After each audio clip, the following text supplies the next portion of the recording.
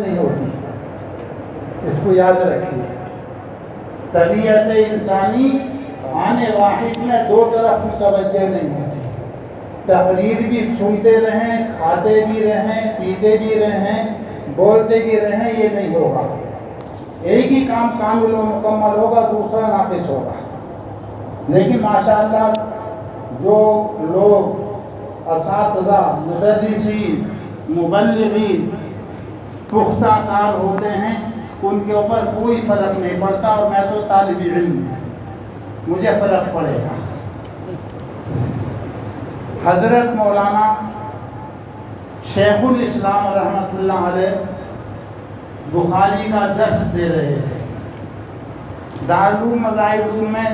مدرسہ صبح کو 6 بجے شروع ہوتا ہے، 10 بجے کا مدرسہ کا وقت ختم ہوتا ہے، لیکن 12 بجے تک بخاری ہوتی تھی۔ ہمارے زمانے میں اب کا کیا دستور ہے معلوم ہے، دونوں جگہ کا یہی حال تھا۔ 12 بج گئے، ایک بنگالی طالب علم نے حوصلہ اور ہمت کی، حضرت شیخ الاسلام رحمۃ اللہ علیہ سے عرض کیا کہ حضرت 12 بجا ہے، بھوک لگا ہے، 12 بجا ہے، بھوک لگا ہے، تم تو اپنے گھر صبح کو ناشتہ کر کے آتی ہے، ہم نے رات کھانا کھایا تھا، سبق بند پورے گا۔ بہت کونی ہماری طلباء نے اس کے ادھر سے ادھر سے، لیکن اس نے اپنی بات مکمل کی۔ شیخ نے اسی وقت بخاری بند کر دی اور ان کو بلایا، بچے چلے گئے اور ان کو بلایا کہ بیٹا کل سے تم ہمارے گھر صبح کو ناشتہ کر کے پڑھنے کے لیے آؤ گے۔ آئی بات سمجھ میں نہیں آئی؟ تو 12 بجے میں بھی تقریباً دیکھ رہا تھا کہ بھوک کا وقت تھا، بھوک کے وقت میں مدرسے والوں نے بھائیوں کے ناشتے کا، کھانے کا انتظام کر دیا، لیکن وہ مجلس کے ادب کے بالکل خلاف تھا، کھانا بھی اور کھلانا۔ ایک بات، دوسری بات یہ عرض کرنا ہے کہ یہ جو کتاب میرے سامنے رکھی ہے اور ان بچوں کے سامنے رکھی ہے، یہ شاہی کلام ہے، حضرت محمد رسول اللہ صلی اللہ علیہ وسلم کی کتاب ہے۔ لکھی کس نے؟ امام بخاری نے، لیکن میں نے کیا کہا؟ حضرت محمد رسول اللہ صلی اللہ علیہ وسلم کی کتاب ہے۔ شافعی محدث ہیں مروزی، انہوں نے حضور صلی اللہ علیہ وسلم کو خواب میں دیکھا اور کہا کہ اے فلاں، کب تک تم امام شافعی کی کتابیں پڑھتے رہو گے اور میری کتاب کو نہیں دیکھو گے، اس کو نہیں پڑھو گے؟ کہا کہ حضرت آپ کی کتاب کون سی ہے؟ کہ الجامع الصحیح للبخاری، گویا کہ یہ کتاب محمد رسول اللہ کی جو میرے ان بچوں کے سامنے رکھی ہے، جس کو آپ سنو گے اور یہ بچے اس کی تکمیل اور اختتام کریں گے۔ میں انشاءاللہ کچھ آپ ان طلباء سے برکت حاصل کرنے کے لیے کچھ طالب علمانہ باتیں میں عرض کر دوں گا۔ ہم نے جب حدیث کی بخاری کی ابتدا کی تھی تو مبادیات اور مقدمات بتائے جاتے ہیں، سب جگہ بتائے جاتے ہیں۔ جب حدیث کی تعریف، اس کا موضوع اور اس کی غرض و غایت بیان کی تھی تو بطور خلاصے کے ان تینوں کو 3 باتوں میں بتا دیا تھا۔ میرا کلام نہیں، شاہی کلام ہے، حضرت محمد رسول اللہ صلی اللہ علیہ وسلم کا کلام ہے۔ حدیث کی تعریف یہ طلبہ پڑھ چکے ہیں، آپ جانتے ہیں بہت سارے، لیکن حدیث کی تعریف کا خلاصہ محبت ہے۔ حدیث کی تعریف کا خلاصہ محبت ہے، حدیث کے موضوع کا خلاصہ عظمت ہے، اور حدیث کی غرض و غایت کا خلاصہ لذت ہے۔ کیا مطلب؟ اس شاہی کلام کو، سرکاری کلام کو محبت کے ساتھ، عظمت کے ساتھ جب سنا جائے گا، پڑھا جائے گا، پڑھایا جائے گا تو جو غرض ہے یعنی لذت وہ مرتب ہوگی۔ تو بہت ادب کے ساتھ تمام بھائیوں سے عرض ہے کہ شاہی کلام کو، سرکاری کلام کو نہایت عظمت کے ساتھ، محبت کے ساتھ اور توجہ کے ساتھ سنیں، انشاءاللہ فائدہ ہوگا۔ چلیے پڑھیے۔ بسم اللہ الرحمن الرحیم، الحمد للہ رب العالمین والصلاة والسلام علی سید الانبیاء والمرسلین وعلى آله وأصحابه أجمعين. أما بعد فإن أصدق الحديث كتاب الله وأحسن الهدي هدي محمد صلى الله عليه وسلم وخير الأمور عوازمها وشر الأمور محدثاتها وكل محدثة بدعة وكل بدعة ضلالة وكل ضلالة في النار. وبالسند المتصل منا إلى الشيخ الإمام الهمام الحافظ الحجة أمين المؤمنين في الحديث أبي عبد الله محمد بن إسماعيل بن إبراهيم بن المغيرة بن بردزبة الجعفي اليماني البخاري رحمه الله تعالى.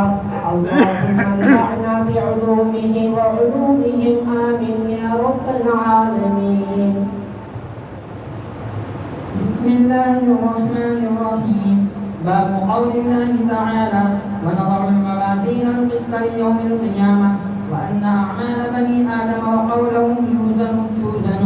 وقال مجاهد القسطاس العدل بالرومية، ويقال القسط مصدر المقسط وهو العادل، وأما القاسط فهو الجائر.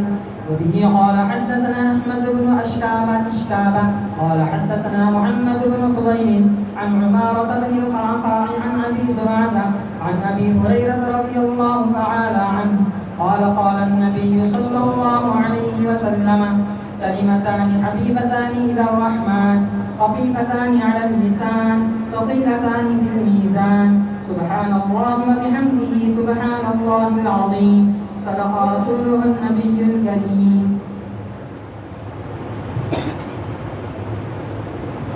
تحدیث کے دو طریقے ہیں. ایک یہ کہ طالب علم پڑھے اور استاد سنے، یہ تو ہو چکا. دوسرا طریقہ ہے کہ استاد پڑھے اور طلبہ سنے. میں انشاءاللہ عبارت بھی پڑھتا رہوں گا اور جو بتانا ہے وہ بھی کہتا رہوں گا.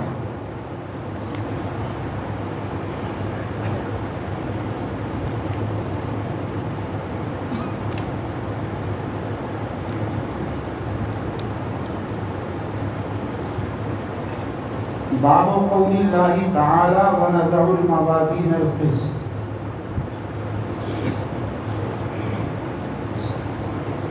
سب سے اخیر میں امام بخاری نے کتاب التوحید کا عنوان قائم کیا، اور کتاب التوحید کا عنوان قائم فرما کر اس کے ذیل میں تقریباً 18 ابواب بیان فرمائے.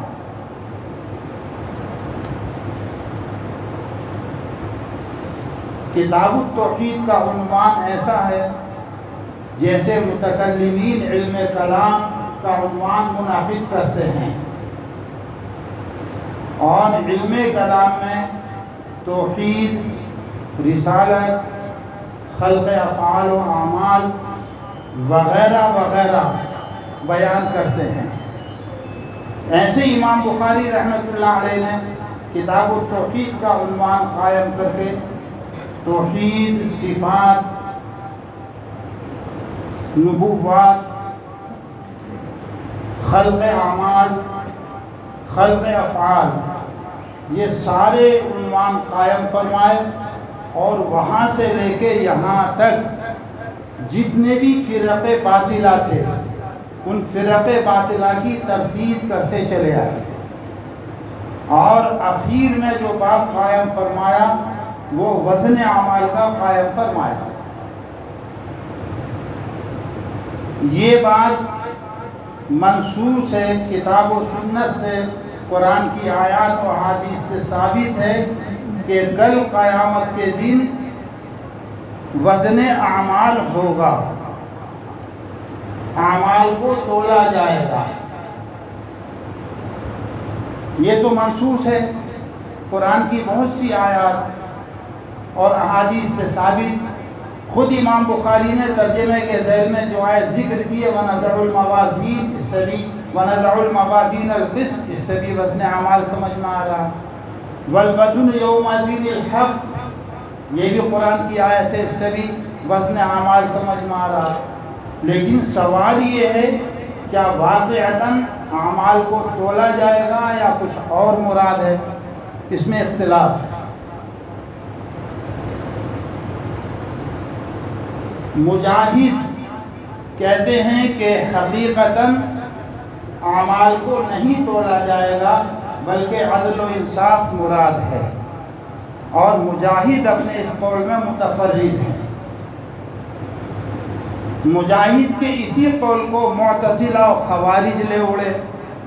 معتزلہ اور خوارج کہتے ہیں کہ وزن کچھ نہیں بلکہ عدل اور انصاف ہوگا، اور وزن کچھ اس لیے نہیں کہ ان لوگوں کو پر عقل کا غلبہ تھا، معتزلہ پر خوارج پر عقل کا غلبہ تھا۔ وہ کہتے ہیں کہ انسان کے اقوال، انسان کے اعمال یہ عرض ہیں۔ عرض کسے کہتے ہیں؟ عرض وہ چیز کہلاتی ہے جو قائم بالغیر ہو، اس کا اپنا کوئی وجود نہ ہو۔ یہ تفصیل تمہارے لیے نہیں کر رہے، کسی بیچارے یہ بھی بیٹھے ہیں ان کے لیے ہیں۔ عرض کیا چیز کہلاتی ہے؟ وہ چیز جو خود بخود قائم بالغیر ہو، اس کا اپنا کوئی وجود نہ ہو۔ انسان کے اعمال عرض ہیں، انسان کے اقوال عرض ہیں۔ آپ نے سبحان اللہ پڑھا، الحمدللہ پڑھا، اللہ اکبر پڑھا، یہ آپ کی زبان سے کلمات نکلے لیکن ان کا کوئی وجود نہیں ہے، فضا میں غائب ہو گئے۔ تو کیونکہ ان کو پر عقل کا غلبہ، وہ کہتے ہیں کہ اعمال عرض ہیں، لہذا انہوں نے اعمال کے تولنے کا سرے سے انکار کر دیا۔ وہ قرآن کی ہر آیت کو، ہر روایت کو عقل کی کسوٹی پر پرکھتے ہیں۔ اگر عقل نے تسلیم کیا تو ٹھیک، اگر عقل کے خلاف کوئی چیز ہوئی تو اس کے اندر رقیق اور صفی تعویلات کی یا انکار کر دیا۔ مثال کے طور پر ایک حدیث ہے، مشہور ہے، آپ سب جانتے ہیں، اللہ تعالیٰ مخصوص راتوں میں اور ہر رات آسمان دنیا پر نزول فرماتا ہے۔ آسمان دنیا پر نزول فرمانا یہ عقل کے خلاف ہے۔ نزول و صعود یہ جسم کا خاصہ، اترنا چڑھنا، اتار چڑھاؤ یہ جسم کا خاصہ، اور اللہ پاک جسم اور جسمانیات سے پاک، لہذا انہوں نے سرے سے انکار کر دیا کہ یہ کچھ نہیں کہ اللہ تعالیٰ نزول فرمائے۔ ایسے ہی جواب ابھی بتا رہے ہیں، اور سن لیجئے۔ حضرت امام مالک رحمۃ اللہ علیہ سے سوال کیا قرآن کی ایک آیت کے بارے میں، الرحمن علی العرش استوى۔ پوچھنے والے نے پوچھا کہ اس آیت کا مطلب کیا ہے، بتا دیجئے۔ حضرت امام مالک رحمۃ اللہ علیہ نے فرمایا، العرش معلوم، عرش کے معنی معلوم ہے، تخت سلطانی کو عرش کہا جاتا ہے۔ والاستواء معلوم، استواء کے معنی معلوم ہے، جلوس سلطانی کو استواء کہا جاتا ہے۔ وکیفیتہما مجہولۃ، اور ان کی کیفیت مجہول ہے۔ والسؤال عنہما بدعۃ، اور اس کے بارے میں سوال کرنا بدعت ہے۔ کیا پتہ چلا کہ اہل سنت والجماعت قرآن کی آیات کے اندر تعبیر اور توجیہ نہیں کرتے، احادیث کے اندر تعبیر اور توجیہ نہیں کرتے۔ اللہ نے، اللہ کے رسول نے جو کچھ ارشاد فرمایا حق اور سچ، اس کی تصدیق کرتے ہیں، اس پر ایمان لاتے ہیں۔ البتہ پھر کیا مطلب نزول کا؟ کہ ہمارا پورا ایمان ہے کہ اللہ تعالیٰ رات کے آخری حصے میں نزول فرماتا ہے، اللہ تعالیٰ کھلا رات میں نزول فرماتا ہے، لیکن نزول کی یہ کیفیت معلوم نہیں ہے، نزول غیر متکیف ہے۔ ہم اس نزول کی کیفیت میں بیان کر سکتے کہ وہ نزول کس طریقے سے اللہ تبارک و تعالی شانہ فرماتے ہیں۔ بہرحال تو معتزلہ نے انکار کر دیا، کہا کہ اعمال کا وزن نہیں ہوگا۔ اہل سنت والجماعت کہتے ہیں کہ حقیقتاً اور واقعتاً اعمال کا وزن ہوگا، اور اللہ تبارک و تعالی شانہ ترازوئے اعمال کو قائم فرمائیں گے۔ یہ اہل سنت والجماعت کا عقیدہ ہے، جیسے کہ قرآن مقدس کی اس آیت سے یہ بات ثابت ہو رہی ہے۔ وہ موازین جن پر عمل ہوگا، ایک ترازو ہوگی یا بہت ساری ترازویں ہوں گی، اس میں بھی اختلاف ہے۔ امام فخر الدین رازی رحمۃ اللہ علیہ فرماتے ہیں کہ متعدد ترازویں ہوں گی، ہر شخص کے لیے علیحدہ علیحدہ ترازو، ہر عمل کے لیے علیحدہ علیحدہ ترازو ہوگی۔ یہ امام فخر الدین رازی کی رائے ہے، لیکن جمہور علماء کرام فرماتے ہیں کہ ترازو ایک ہی ہوگی، اور اس ایک ہی ترازو پہ سب کے اعمال کو تولا جائے گا، اور جمع لائی گئی ہے تعظیم کی وجہ سے، جمع لائی گئی ہے تعظیم کی وجہ سے۔ اعمال کی صورتیں کیا ہوں گی وہ بات کی بات ہے، پھر وہ ترازو کتنی بڑی ہوگی، اگر وہ ترازو ایک ہی ہے تو وہ ترازو کتنی بڑی ہوگی۔ ابن شاہین نے حضرت عبداللہ ابن عباس رضی اللہ تعالیٰ عنہ سے نقل کیا ہے کہ تمام آسمان اتنی بڑی وہ ترازو ہوگی کہ ایک پلڑے میں پوری دنیا سما جائے، ایک پلڑے میں پوری دنیا سما جائے۔ ابو القاسم تبری لالکائی نے حضرت سلمان فارسی رضی اللہ تعالیٰ عنہ سے روایت نقل کی ہے کہ حضرت سلمان فارسی رضی اللہ تعالیٰ عنہ فرماتے ہیں کہ میزان عمل کی ایک ترازو ایسی ہوگی کہ اس میں ساتوں آسمان ساتوں زمینیں رکھ دی جائیں، ایک ہی مطلب ہے قریب قریب دونوں کا۔ بہرحال فرماتے ہیں وَنَضَعُ الْمَوَازِينَ الْقِسْطَ، ہم میزان عدل قائم کریں گے۔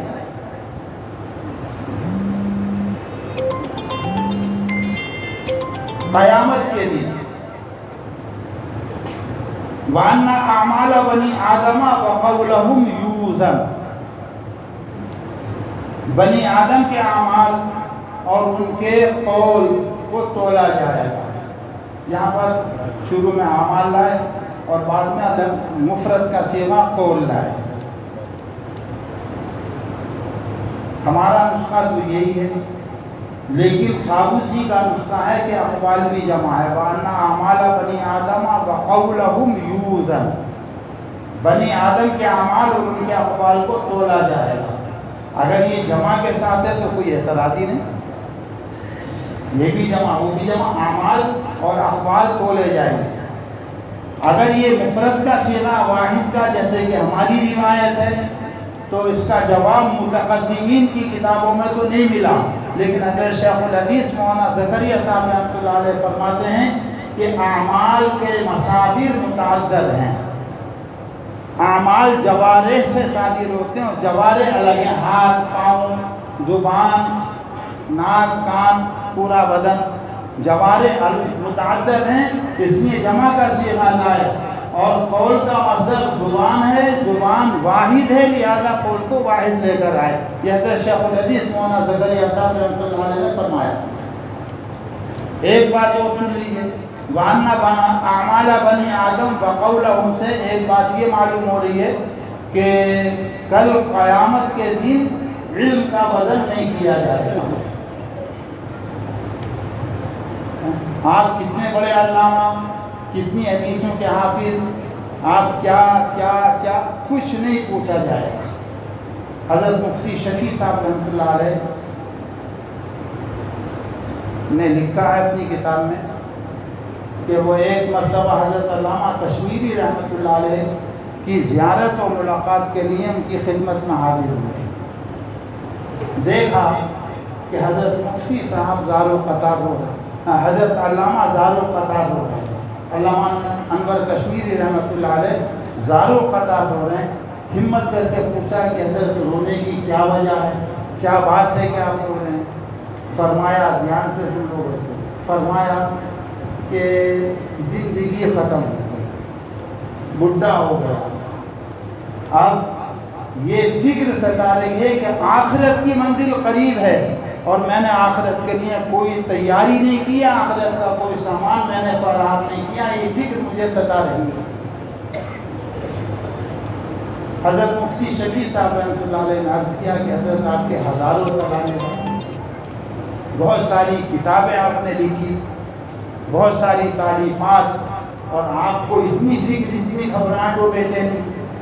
فرمایا کہ بھائی ساری زندگی علماء کے اقوال، ائمہ کے اقوال، ان کے دلائل بیان کرنے میں گزر گئی، راجح اور مرجوح میں گزر گئی، انہی بحثوں میں پوری زندگی گزر گئی۔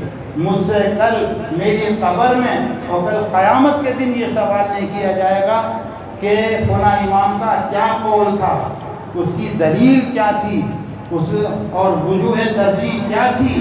مجھ سے قبر میں یہ سوال نہیں ہوگا، مجھ سے قبر میں مختصر سا سوال ہوگا، من ربک ما دینک ما تقول فی ھذا الرجل، تمہارا رب کون ہے، تمہارا دین کیا ہے، اور حضرت محمد الرسول اللہ صلی اللہ علیہ وسلم کی شبیہ دکھلائی جائے گی، اور آپ کی تصویر اور شبیہ دکھلا کر پوچھا جائے گا کہ یہ حضرت کون ہے۔ یہ مختصر سا سوال قبر میں مجھ سے ہوگا، اور میرے پاس اس کی تیاری نہیں ہے۔ اتنے بڑے محدث، چلتا پھرتا کتب خانہ، چلتا پھرتا کتب خانہ، اتنے بڑے محدث، آخرت کی ان کو اتنی فکر ہے۔ اور یہی نہیں، آپ ذرا تھوڑا سا پیچھے ہٹیں گے تو ائمہ متقدمین کا یہی حال ہے۔ حضرت امام ابو حنیفہ رحمۃ اللہ علیہ کے حالات میں لکھا ہے کہ حضرت امام صاحب نے کسی امام کے پیچھے عشاء کی نماز ادا فرمائی، امام نے دونوں رکعتوں میں سے کسی رکعت میں اذا زلزلت الارض زلزالہا اس سورت کی تلاوت کی، نماز پڑھا کر مقتدی چلے گئے، نماز پڑھانے والے امام صاحب چلے گئے، مسجد خالی ہو گئی۔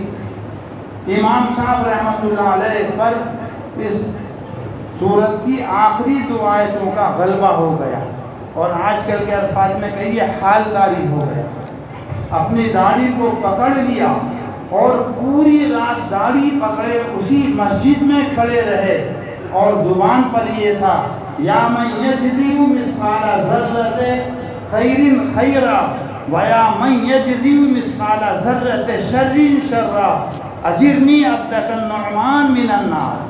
پوری زبان پر، پوری رات زبان پر یہی ملفوظ، اے وہ ذات جو معمولی نیکی کا بدلہ دے گی، اے وہ ذات جو معمولی گناہ کی سزا دے گی، اپنے بندے نعمان ثابت ابن نعمان کو، اپنے بندے نعمان ابن ثابت کو جہنم کی آگ سے نجات دے دیجئے، جہنم کی آگ سے بچا لیجئے۔ بہرحال سب لوگوں کا یہی حال تھا کہ ان کو قیامت کی اتنی فکر تھی۔ اور میرے پیارے بچوں، بزرگوں، یہ فکر جب پیدا ہوگی تمہارے اندر جب تم کسی صاحب کمال بزرگ کے دامن کو اصلاح کے لیے، تعارف کے لیے نہیں، آج کل پتہ نہیں کیا کیا نیتیں بیت ہونے والوں کی اللہ جانے اور وہ جانے۔ جب اپنی اصلاح کے ارادے سے، نیت سے جب کسی اللہ والے کے دامن کو مضبوط پکڑ لو گے، قال را کو گزار مرد حال شو، پیش مرد کامل پامال شو، قال کو چھوڑو اور صاحب حال بن جاؤ، اور اپنا آپ کو کسی اللہ والے کے سامنے پامال کر دو۔ حضرت شمس تبریز رحمۃ اللہ علیہ ایک پان والے کی دکان پر بیٹھے ہوئے تھے، شور کی آواز آئی، پان والے سے پوچھا کیسا شور ہے، کیا ہے؟ کہ مولانا رومی کا جلوس آ رہا ہے۔ مولانا رومی جب نکلتے کتب خانہ 7,000 طلبہ علماء ان کے پیچھے پیچھے آگے پیچھے ہوتے کہ ان کا جلوس آ رہا ہے، کہ اچھا آج ہم بھی ان کا جلوس دیکھیں گے۔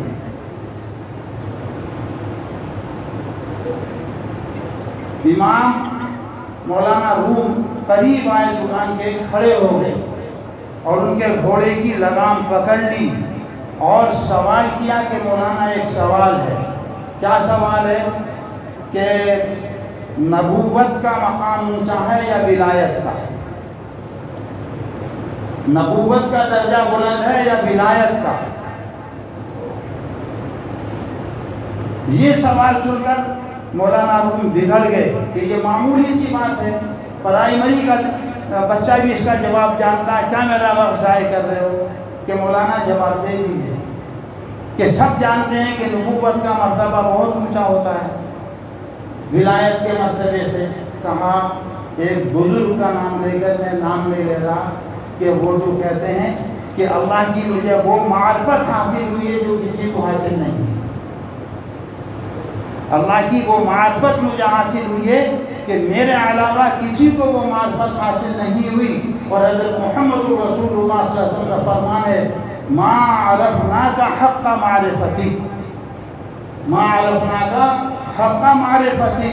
اس سے پتہ چل رہا ہے کہ ولایت کا درجہ نبوت کے درجے سے زیادہ بلند اور اونچا ہے.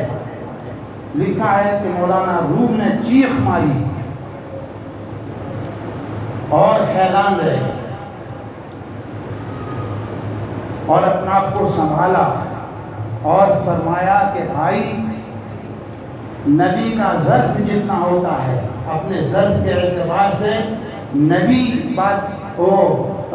ولی کا ظرف جتنا ہوتا ہے ولی اپنے ظرف کے اعتبار سے کلام فرماتے ہیں، اور نبوت کا نبی کا ظرف جتنا بڑا ہوتا ہے نبی اپنے ظرف کے اعتبار سے کلام فرماتے ہیں.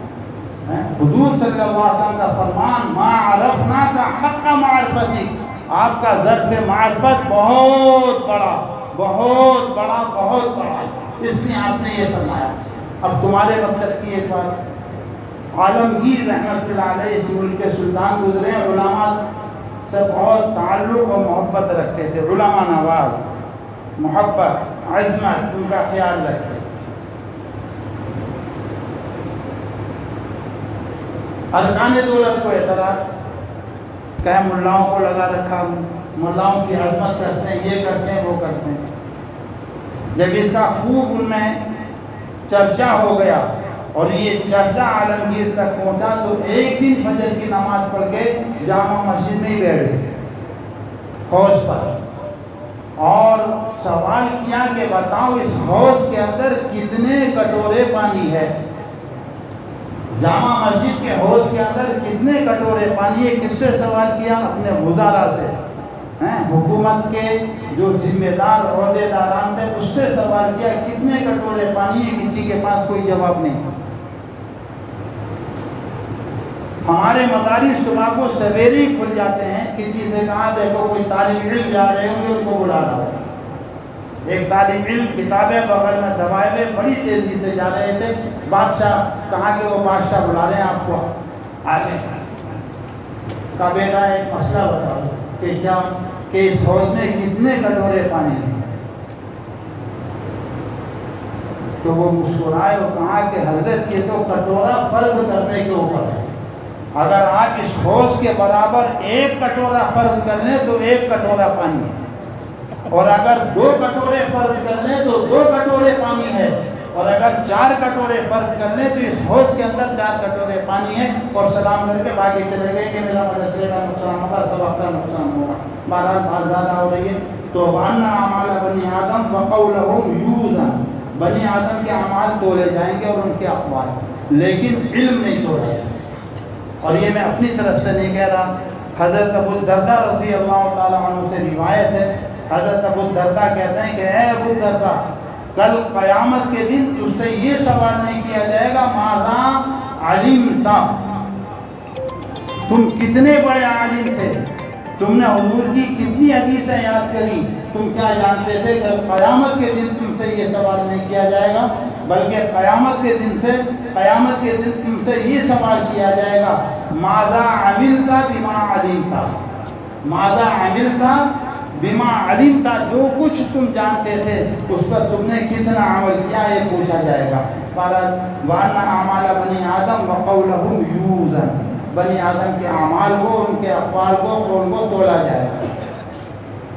تولنے کی کیا شکل ہوگی؟ عمل تو عرض ہے، عمل کیسے تولے گا، قول کیسے تولے گا؟ اس میں 3 قول ہیں. حضرت عبداللہ ابن عباس رضی اللہ تعالیٰ عنہ فرماتے ہیں ان الاعمال تتجسد، ہمارے اعمال اچھے یا برے جیسا ہم نے عمل کیا اللہ تعالیٰ کل قیامت کے دن ان کو صورتیں اور شکلیں عطا فرما دے گا. ان صورتوں اور شکلوں کو تولا جائے گا. یہ عبداللہ ابن عباس، امام بخاری اور ابو اسحاق زجاج کا یہی مذہب ہے جو بتایا کہ اعمال کو تولا جائے گا. اور تولنے کی شکل یہ ہوگی کہ اللہ تبارک و تعالی شانہ اعمال کو صورت مثالی، صورت نے شکلیں عطا فرما دے گا، ان شکلوں اور صورتوں کو تولا جائے گا۔ اس کی تائید ایک حدیث سے ہو رہی ہے۔ تم نے حدیث پڑھی ہے مشکات میں بھی اور سیاہ میں بھی آ گئی ہوگی۔ کیا حدیث پڑھی ہے؟ حدیث پڑھی ہے حضور صلی اللہ علیہ وسلم کی ابراہیم علیہ السلام سے ملاقات ہوئی۔ جب ملاقات ہوئی تو ابراہیم علیہ السلام نے کہا کہ محمد صاحب اپنی امت کو میرا سلام کہہ دو، میرا پیغام پہنچا دو جواب۔ حضرت ابراہیم علیہ السلام کے جواب دینا ضروری ہے۔ اے محمد اپنی امت کو میرا سلام پہنچا دو، علی نبینا وعلیہ الصلوۃ والسلام، اور میرا پیغام پہنچا دو۔ کیا پیغام پہنچا دو؟ کہ جنت چٹیل میدان ہے اور یہاں کی زمین بہت زرخیز ہے، اور اس جنت جو میدان ہے چٹیل، یہاں کی زمین بہت زرخیز ہے، یہاں کے غراس، یہاں کے درخت سبحان اللہ الحمدللہ اللہ اکبر ہیں۔ تو جو ہم نے یہاں سبحان اللہ کہا، جو ہم نے الحمدللہ کہا، جو اللہ اکبر کا، وہ جا کر درخت بن گیا۔ تو ان صورتوں کو جو اعمال جن شکلوں میں بھی تبدیل کر لیے گئے ہیں، ان صورتوں کو تولا جائے گا، ان شکلوں کا وزن کیا جائے گا۔ یہ امام عبداللہ ابن عباس، حضرت امام بخاری، ابو اسحاق زجاج وغیرہ کا یہی مذہب ہے۔ تفسیر ہے لیکن وقت زیادہ ہو چکا ہے۔ دوسرا قول عبداللہ ابن عمر رضی اللہ تعالیٰ عنہ سے منقول ہے، وہ یہ ہے کہ نامہ اعمال کو تولا جائے گا۔ فرشتوں نے ہمارے اعمال کے جو دفتر، فائلیں اور مثلیں تیار کر رکھی ہیں، کل قیامت کے دن ان دفاتر کو تولا جائے گا۔ یہ عبداللہ ابن عمر کی رائے ہے، اور بہت سارے محدثین عبداللہ ابن عمر رضی اللہ تعالیٰ عنہ کے ساتھ ہیں۔ اور اس کی تائید ایک حدیث سے ہو رہی ہے، جو حدیث بطاقہ کے نام سے تم نے ترمذی میں پڑھی ہے۔ کیا ہے حدیث؟ حضور صلی اللہ علیہ وسلم ارشاد فرماتے ہیں کہ ایک شخص کو لایا جائے گا، 99 فائلیں ایسی جس میں اس کے گناہ لکھے ہوئے ہوں گی، اور ایک چھوٹا سا پرزہ اس کے ساتھ ہوگا، بطاقہ، پرچی ہوگی۔ اللہ تبارک و تعالی شان اس شخص سے فرمائے گا کہ ان صحائف کو لکھنے میں، تیرے اعمال کو لکھنے میں کیا میرے فرشتوں نے تیرے اوپر کوئی ظلم کیا ہے؟ وہ کہے گا کہ ہرگز نہیں، کوئی ظلم نہیں کیا۔ کہ میرے فرشتوں نے کوئی ظلم تو نہیں کیا، خاموش، چپ، اور چپ رہنے کا مطلب یہی کہ کوئی ظلم نہیں کیا۔ اللہ تبارک و تعالی شان اس بندے سے فرمائے گا کہ جا اپنا وزن کرا لے، آج بھی تیرے اوپر کوئی ظلم نہیں کیا جائے گا، اور ایک پرچی اس کو دے دی جائے گی۔ وہ سوچے گا کہ یہ پرچی اور 99 فائل ہیں، اس پرچی کا 99 فائلوں کے ساتھ کیا جوڑ، لیکن 99 فائلیں ایک پلڑے میں رکھی ہوئی ہوں گی۔ اللہ تعالیٰ فرمائے گا جا اپنا وزن کرا لے۔ جب وہ پرچی رکھی جائے گی اس پلڑے کے اندر، جس پلڑے کے اندر یہ پرچی رکھی جائے گی، وہ پلڑا غالب آ جائے گا، وہ پلڑا جھک جائے گا۔ اب سوال یہ ہے کہ اس پرچی کے اندر لکھا ہوا کیا ہوگا؟ بعض محدثین کی رائے یہ ہے کہ یہ کیا لکھا ہوا ہوگا کہ لا الہ الا اللہ محمد رسول اللہ لکھا ہوا ہوگا، اشہد ان لا الہ الا اللہ واشہد ان محمدا عبدہ لکھا ہوا ہوگا، عبدہ و رسولہ لکھا ہوا ہوگا۔ لیکن یہ کون سا کلمہ اور کون سا کلمہ شہادت ہے کہ اس کے اندر اختلاف ہے۔ بعض محدثین کی رائے یہ ہے کہ اللہ تعالیٰ نے اس کو پوشیدہ رکھا، جیسے لیلۃ القدر پوشیدہ رکھی گئی، اور جمعے کی دن کی ساعت پوشیدہ رکھی گئی، اس کو بھی پوشیدہ رکھا ہے۔ حافظ ابن تیمیہ فرماتے ہیں کہ یہ وہ کلمہ ہے جو انسان کی زبان سے آخری وقت میں نکلتا ہے۔ حضور صلی اللہ علیہ وسلم کی حدیث سننے کتاب الایمان میں پڑھی ہے، مشکات کے اندر، من کانا آخر کلامہ لا الہ الا اللہ دخل الجنہ، جس کا آخری کلام لا الہ الا اللہ ہوگا وہ جنت میں داخل ہوگا۔ تو اخلاص کے ساتھ زبان سے نکلا ہوا کلمہ پوشیدہ رکھا، یا آخری وقت میں جو کلمہ انسان کی زبان سے نکلے گا، جو اخلاص کے ساتھ نکلے گا، وہ کلمہ ان سے مراد ہے۔ چلیے بہرحال آگے چلیں. وَأَنَّ أَعْمَالَ بَنِي آدَمَ وَقَوْلَهُمْ يُوزَنُ. دو قول ہو گئے، اعمال تولے جائیں گے، نام آئے اعمال تولے جائیں گے، اور تیسرا قول ہے اصحاب اعمال کو تولا جائے گا، عمل کرنے والوں کو تولا جائے گا. قرآن کے 16ویں پارے میں پڑھا وَلَا نُقِيمُ لَهُمْ يَوْمَ الْقِيَامَةِ وَزْنًا. حدیث پڑھ چکے ہو آپ کہ کافر کے ایک کاندھے سے لے کے دوسرے کاندھے کا فاصلہ 3 دن کی مسافت کا ہوگا. ایک روایت. دوسری روایت میں کافر کے ایک کاندھے سے لے کے دوسرے کاندھے کی مسافت 1 مہینے کی ہوگی. اور ایک روایت میں ہے کہ کافر کی ایک داڑھ احد پہاڑ کے برابر ہوگی. احد پہاڑ 12 میل مربع میں ہے. احد پہاڑ 12 میل مربع میں ہے. کافر کی ایک داڑھ 12 میل احد پہاڑ کے برابر ایک داڑھ ہوگی. اور منہ میں کتنے داڑھ دانت ہوتے ہیں؟ 28. اندازہ کر لیجئے کتنا بڑا اس کا تھوبڑا ہوگا، کتنی داڑھیں ہوں گی، اور پھر اس کا بھی اندازہ کر لیجئے فاصلے کا. لیکن باوجود اس کے اللہ تبارک و تعالیٰ شان فرما رہا وَلَا نُقِيمُ لَهُمْ يَوْمَ الْقِيَامَةِ وَزْنًا. کل قیامت کے دن چاہے وہ اس سے بھی زیادہ وزن کا ہو جائے، اللہ تبارک و تعالیٰ شان کی نظر میں اس کا کوئی وزن، کوئی قیمت نہیں ہوگی.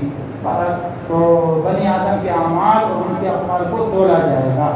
اب تولنے کی جو بھی شکل ہے، اعمال تولے جائیں جیسے کہ حضرت عبداللہ ابن عباس کہہ رہے ہیں، نامہ اعمال تولے جائیں جیسے کہ عبداللہ ابن عمر رضی اللہ تعالیٰ عنہ کی رائے ہے. یا تیسرا قول بعض محدثین علماء کا کہ اصحاب اعمال کو تولا جائے گا. لیکن یہ آلات بہارات کے تولنے کا جو اعتراض ہے یہ اب کا نہیں ہے، پرانے زمانے کا ہے. سائنس دانوں کے فلسفیوں کے خیالات آئے دن بدلتے رہتے ہیں. کل کے فلسفی تو وہی کہتے تھے کہ ارض نہیں تولی جائے گی، لیکن آج سردی گرمی موسم کی حرارت اور اس کی برودت کو تول لیا جاتا ہے. آوازوں کی چوری کر لی جاتی ہے، اور مقیاس الحرارت کے ذریعے بدن کی گرمی کو ناپا اور تولا جا سکتا ہے. یہ 100-150 سال پرانی بات ہے. اب اعمال کو بھی اگر توڑ لیا جائے بعین ہی تو کوئی حرج کی بات نہیں ہے. 15ویں پارے میں تم نے پڑھا ہے وَوَجَدُوا مَا عَمِلُوا حَاضِرًا. وَوَجَدُوا مَا عَمِلُوا حَاضِرًا. جو کچھ عمل کیا اس کو وہاں موجود پائیں گے. لہذا جن اعمال کو وہاں موجود پائیں گے انہیں اعمال کا وزن کر لیا جائے گا. وقال مجاہد القسطاس العدل. مجاہد کہتے ہیں کہ قسطاس عدل کے معنی میں ہے. امام بخاری رحمۃ اللہ علیہ بہت عجیب و غریب شخصیت ہے. دیکھیے لفظ قسط آیا تھا قرآن کی آیت ہے. اس لفظ قسط کے مناسبت سے جتنے بھی ان کے ذہن میں جو الفاظ قرآنی حدیث میں آتے ہیں اس لفظ کی مناسبت سے جو الفاظ ان کے ذہن میں آتے ہیں سب کو بیان کر دیتے ہیں. قسط کی مناسبت سے یہاں قسطاس آ گیا. اب قسطاس کے معنی بیان کر رہے ہیں. مجاہد فرماتے ہیں کہ قسطاس یہ عدل کے معنی میں ہے روح زبان میں. اب یہاں مستقل ایک بحث ہے قرآن مقدس کے اندر غیر عربی الفاظ ہیں یا نہیں ہیں. جیسے کہ رومی زبان کا یہ قسطاس لفظ ہے تو غیر عربی الفاظ قرآن میں موجود ہیں یا نہیں ہیں. اس میں 2 قول سمجھ لیجیے، ہے تو تفسیر 2 قول سمجھ لیجیے. بعض علماء کی رائے یہ ہے کہ قرآن کے اندر غیر عربی الفاظ موجود ہیں، اور امام تاج الدین سبکی نے 27 تک ان الفاظ کی تعداد بتائی ہے. حافظ صاحب تشریف لائے، انہوں نے اضافہ کر کے 60 تک اس تعداد کو پہنچا دیا. اور جلال الدین سیوطی فرماتے ہیں کہ ایسے الفاظ جو غیر عربی قرآن کے اندر استعمال کیے گئے ان کی تعداد 100 ہے. تو ایک جماعت تو کہتی ہے کہ قرآن کے اندر غیر عربی الفاظ موجود ہیں، اور تابعین کی ایک جماعت کہتی ہے پھر قرآن من کل لسان، قرآن میں ہر زبان کے الفاظ موجود ہیں. لیکن امام شافعی، معمر ابن راشد اور بہت سارے محققین علماء کی رائے ہے کہ قرآن کے اندر غیر عربی الفاظ نہیں ہیں. اگر غیر عربی الفاظ کا شبہ ہے تو یا تو وہ توارد لغت ہے. مثال کے طور پر لفظ تنور ہے، قرآن کے اندر موجود ہے پالنے پالے میں. ہم اردو میں بھی تنور کہتے ہیں، ہندی میں بھی تنور بولا جاتا ہے، فارسی میں بھی تنور کہتے ہیں، اور رومی زبان میں بھی تنور ہی بولا جاتا ہے. تو توارد لغات کے قبیل سے ہم عربی لغت بھی ہے، وہ کسی اور لغت میں بھی آ گیا. بہت سارے الفاظ ایسے نکل آئیں گے. نیز امام شافعی رحمۃ اللہ علیہ یہ بھی فرماتے ہیں کہ عربی زبان بہت وسعت لیے ہوئے ہے. عربی زبان کا احاطہ وجود نبی صلی اللہ علیہ وسلم سے کوئی اور نہیں کر سکتا. یہ امام شافعی رحمۃ اللہ علیہ فرماتے ہیں. تو مجاہد کہتے ہیں القسمۃ العدل بالدنیا. آگے ایک بات اور میں نے وہ عجیب فرما رہے ہیں بھائی قال القسم مصدر المفسد، قسم مفسد کا مصدر ہے. یہاں پر سوال یہ ہے کہ قسم مصدر المفسد، مفسد کا مصدر ہے، یہ غلط ہے، بظاہر غلط ہے. مفسد کا مصدر کو ایک ساتھ ہونا چاہیے باب افعال سے، نہ کہ قسط ہونا چاہیے. تو اس کا جواب تو یہ ہے کہ باب افعال کی اصل بھی تو مجرد ہی ہے. اصل الاصل کو امام بخاری نے بیان کر دیا، اصل الاصل کو امام بخاری نے بیان کر دیا. نمبر ایک. نمبر دو، ازداد میں سے ہے. قسط کے معنی عدل کے بھی ہیں اور قسط کے معنی ظلم کے بھی ہیں. ازداد میں سے ہے. بعض محدثین کی رائے ہے کہ بعض محدثین نے دونوں میں فرق کر دیا. قسط بمعنی عدل، اور اگر یہ قاف کے فتح کے ساتھ ہو قسط تو بمعنی ظلم ہے. حجاج ابن یوسف اس امت کے اندر ایک بہت بڑا ظالم گزرا ہے پہلے زمانے میں. 1,20,000 انسانوں کا، آدمیوں کا ظلمن قاتل ہے. اور جو جنگوں میں شہید کیے گئے وہ اس کے علاوہ ظلمن 1,20,000 کا قاتل. لیکن چاہے وہ جتنا بڑا قاتل و زمانہ قدیم کے اعتبار سے، ہمارے زمانے میں جو قتال موجود ہیں ان کے وہ اس سے کہیں آگے بڑھے ہوئے ہیں. ہمارے زمانے کے قتل کرنے والے اس سے کہیں آگے بڑھے ہوئے ہیں. خیر بہرحال سعید ابن جبیر کو اس کے پاس گرفتار کر کے لایا گیا. سعید ابن جبیر سے گفتگو ہوئی اور اس گفتگو کے دوران اس نے پوچھا ما تقول فیہ، تم میرے بارے میں کیا کہتے ہو؟ کیا کہا سعید ابن جبیر سے ما تقول فیہ، میرے بارے میں کیا کہتے ہو؟ تو حضرت سعید ابن جبیر نے کہا انت القاسط العادل. بلائے گئے کے لیے گئے قتل کرنے کے لیے، اور جب وہ بلائے گئے تو مجمع عدالت بھری ہوئی ہے، دربار بھرا ہوا ہے، اہل حق بھی ہیں، دوسری قسم کے لوگ بھی ہیں. پہلے ہم کو تعجب ہے کہ اتنا بڑا عالم توریہ کر رہا، اتنا بڑا تابعی اجلہ تابعین میں سے اپنی جان کو بچانے کے لیے توریہ کر رہا. لیکن حجاج ابن یوسف قرآن کا حافظ تھا، ادیب تھا، بہت بڑا عالم تھا. کہا کہ تعجب مت کرو، اس نے کوئی توریہ نہیں کیا ہے. اس نے مجھے کیا کہا ہے؟ ظالم کہا ہے، اور اس نے مجھے مشرک کہا ہے. عمل ہیں، اس نے جو مجھے قاصد کہا ہے، اشارہ کیا وہ عمل قاصدون فکانوا لجہنم حطبا. اور اس نے جو عادل کہا ہے ہم بربہم یعدلون کی طرف اس نے اشارہ کیا ہے. تو اس نے مجھے تعریف نہیں کی میری، بلکہ اس نے مجھے ظالم اور اس نے مجھے مشرک کہا ہے. بہرحال تو یقال القسط مصدر المفسد، قسط مفسد کا مصدر ہے، وهو العادل، واما القاسط فهو الجائز. اور بہرحال قاسط یہ جائز کے معنی میں ہے. چلیے آگے. وبه قال حدثنا احمد بن اشعث. تم نے جب بخاری شروع کی تھی، جو بخاری کی پہلی حدیث کون سی سند سے شروع ہوئی؟ حدثنا الحمیدی. اور یہ آخری حدیث احمد. حمیدی اور حمد دونوں کا ایک ہی مادہ، حمیدی اور احمد کا ایک ہی مادہ حمد. امام بخاری رحمۃ اللہ علیہ نے اپنے استاد حمیدی اور اخیر میں اپنے استاد احمد سے حدیث لا کر اشارہ اس بات کی طرف کر دیا کہ بخاری کی ابتدا اور بخاری کا اختتام یہ اللہ تعالیٰ کی بہت بڑی نعمت ہے. اس نعمت پر اللہ تعالیٰ کا شکر ادا کرنا چاہیے. نمبر ایک. نمبر دو، حمیدی اگر آپ نے تحقیق کی ہوگی تو مکی استاد ہیں امام بخاری کے، اور احمد ابن اشعث حضرمی ہیں اور اہل مدینہ اور حضرم یمن کا ایک شہر ہے اور اہل مدینہ کی اصل کیا ہے؟ یمن ہے. تو گویا کہ احمد ابن اشراف مدنی ہیں اور حمیدی مکی ہیں.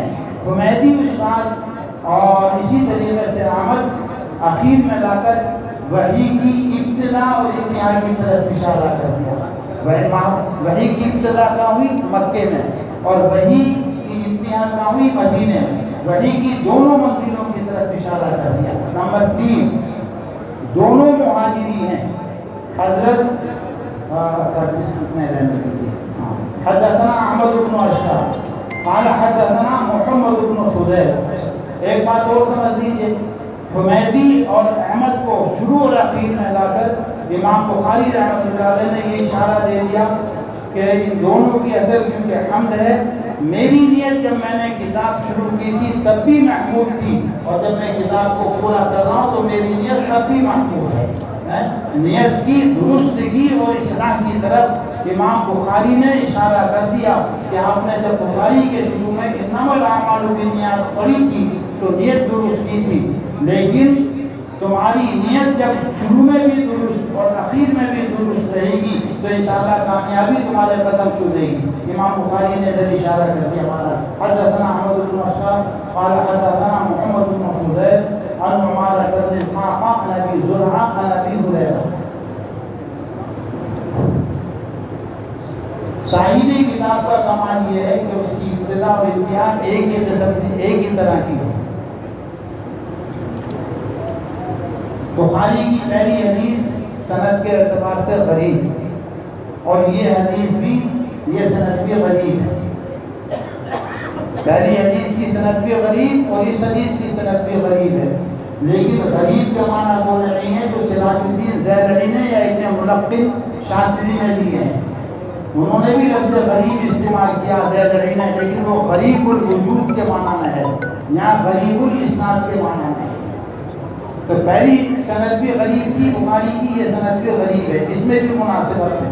آگے چلیے. عن ابی زرعہ عن ابی ہریرہ. اسماء رجال کے ماہرین نے صحابہ کو 2 طبقوں میں تقسیم کیا ہے. نمبر 1 فقہا اور نمبر 2 حفاظ. حضرت عمر رضی اللہ تعالیٰ عنہ فقہا کے طبقے میں شامل ہیں اور شروع میں حدیث پہنچی لائے انما الاعمال بالنیات. اس کو روایت کیا افقہ الصحابہ فی زمانی ہی. یہ فی زمانی ہی کی قید اس نے لگا دی کہ ان سے پہلے ابو بکر گزر چکے ہیں. فی زمانی ہی افقہ الصحابہ حضرت عمر رضی اللہ تعالیٰ عنہ تھے. حضرت عمر رضی اللہ تعالیٰ عنہ تھے انما الاعمال بالنیات کی حدیث روایت کی ہے کیونکہ وہاں پر فقاہت کی ضرورت تھی، مسائل کی ضرورت تھی. اور حضرت ابو ہریرہ رضی اللہ تعالیٰ عنہ کا شمار حفاظ میں ہے. حضرت ناظم صاحب رحمۃ اللہ علیہ مولانا شاہ حضرت اللہ صاحب نے ان کی حدیثوں کو ایک شعر کے اندر بند فرما دیا ہے، شمار فرما دیا ہے. ان حدیث ابو ہریرہ شمار 5,674. حضرت ابو ہریرہ رضی اللہ تعالیٰ عنہ کی حدیثوں کو شمار کرنا چاہو تو اس شعر کو یاد کر لو. کتنے 5,674 5,374 حدیثیں حضرت ابو ہریرہ سے منقول ہیں. یہ مفسرین میں سے حفاظ میں سے ہیں. تو کیونکہ یہ حدیث فضائل سے متعلق ہے اس لیے امام بخاری رحمۃ اللہ علیہ نے ابو ہریرہ رضی اللہ تعالیٰ عنہ کی حدیث کو روایت کیا. ایک بات اور بتا رہے ہیں پھر آگے متن کی طرف چلیں گے. حضرت عمر بھی مہاجری ہیں اور حضرت ابو ہریرہ بھی مہاجری ہیں. حضرت عمر بھی مہاجری، حضرت ابو ہریرہ بھی مہاجری. اشارہ اس بات کی طرف کر دیا اولاً اور آخراً 2 مہاجر صحابہ کی حدیث لا کر کہ وہ ہجرت جو صحابہ کو حاصل ہوئی وہ تو تمہیں نصیب نہیں ہو سکتی، وہ تو ان کا حق تھا، وہ فضیلت نہیں. البتہ ہجرت معنوی تم حاصل کر سکتے ہو. تم سے مراد ہم اور تم سب. وہ ہجرت یہ بھی مہاجری وہ بھی مہاجری، دونوں مہاجری صحابہ کی حدیث لا کر اولاً آخراً اشارہ اس بات کی طرف کر دیا کہ وہ ہجرت تو تمہیں حاصل نہیں ہو سکتی، وہ تو صحابہ کا حق تھا، وہ اپنا حق ادا کر چکے، ہجرت کر چکے، البتہ ہجرت معنوی تم ضرور حاصل کر سکتے ہو۔ اور ہجرت معنوی کیا ہے؟ والمہاجر من حجر ما نہى اللہ عنہ ورسولہ، مہاجر کامل وہ ہے جو تمام ان چیزوں کو چھوڑ دے جن سے اللہ کے رسول نے منع کیا ہے، وہ مہاجر کامل ہے۔ اسی طریقے سے اگر آپ کو فقیہ بننا ہے، محدث بننا ہے، تو آپ کو اپنا گھر بار چھوڑنا پڑے گا۔ ان دونوں مہاجروں کی اول اور اخیر میں حدیث لا کر اس بات کی طرف اشارہ کرتی ہے۔ عن ابی ہریرہ رضی اللہ تعالی عنہ قال قال النبی صلی اللہ علیہ وسلم کلمتان حبیبتان، یہ کلمتان بمانے کلامان ہے، کلمتان بمانے کلامان ہے، اس کو دھیان سے سنو۔ اور ایک لطیفہ بھی سنیں، تم ماشاءاللہ یہاں سے لے کے وہاں تک جتنے بیٹھے ہو سب جوان، نیا خون، نیا جوش، نیا علم، سب چیزیں تازہ بتازہ، گاؤں کے رہنے والے، کوئی طالب علم تم نہیں، اتفاق سے ہمارا گاؤں میں جیب بھرو پیٹ بھرو پیر فصلانہ اور سالانہ وصول کرنے آتے تھے، پیٹ بھرو جیب بھرو پیر سالانہ فصلانہ وصول کرنے آتے تھے۔ کبھی بھی آگے جب دیکھا کہ یہ ہے کہاں سے، مرکز الاسلامی سے ایک طالب علم جو دیوبندی فکر کا کے مدارس میں سے ایک مدرسہ ہے بنگلور کے اندر، وہاں سے پڑھ کر آ رہا ہے، فارغ ہو کر آ رہا ہے، تو اس نے مناظرے کی فضا قائم کر دی کہ تم نے وہاں دیوبندیوں کے مدرسے میں اس کو پڑھنے کے لیے بھیجا ہے، وہ وہاں سے کافر و وہابی بن کر آئے گا، وہاں سے کافر و وہابی بن کر آئے گا، پوری فضا۔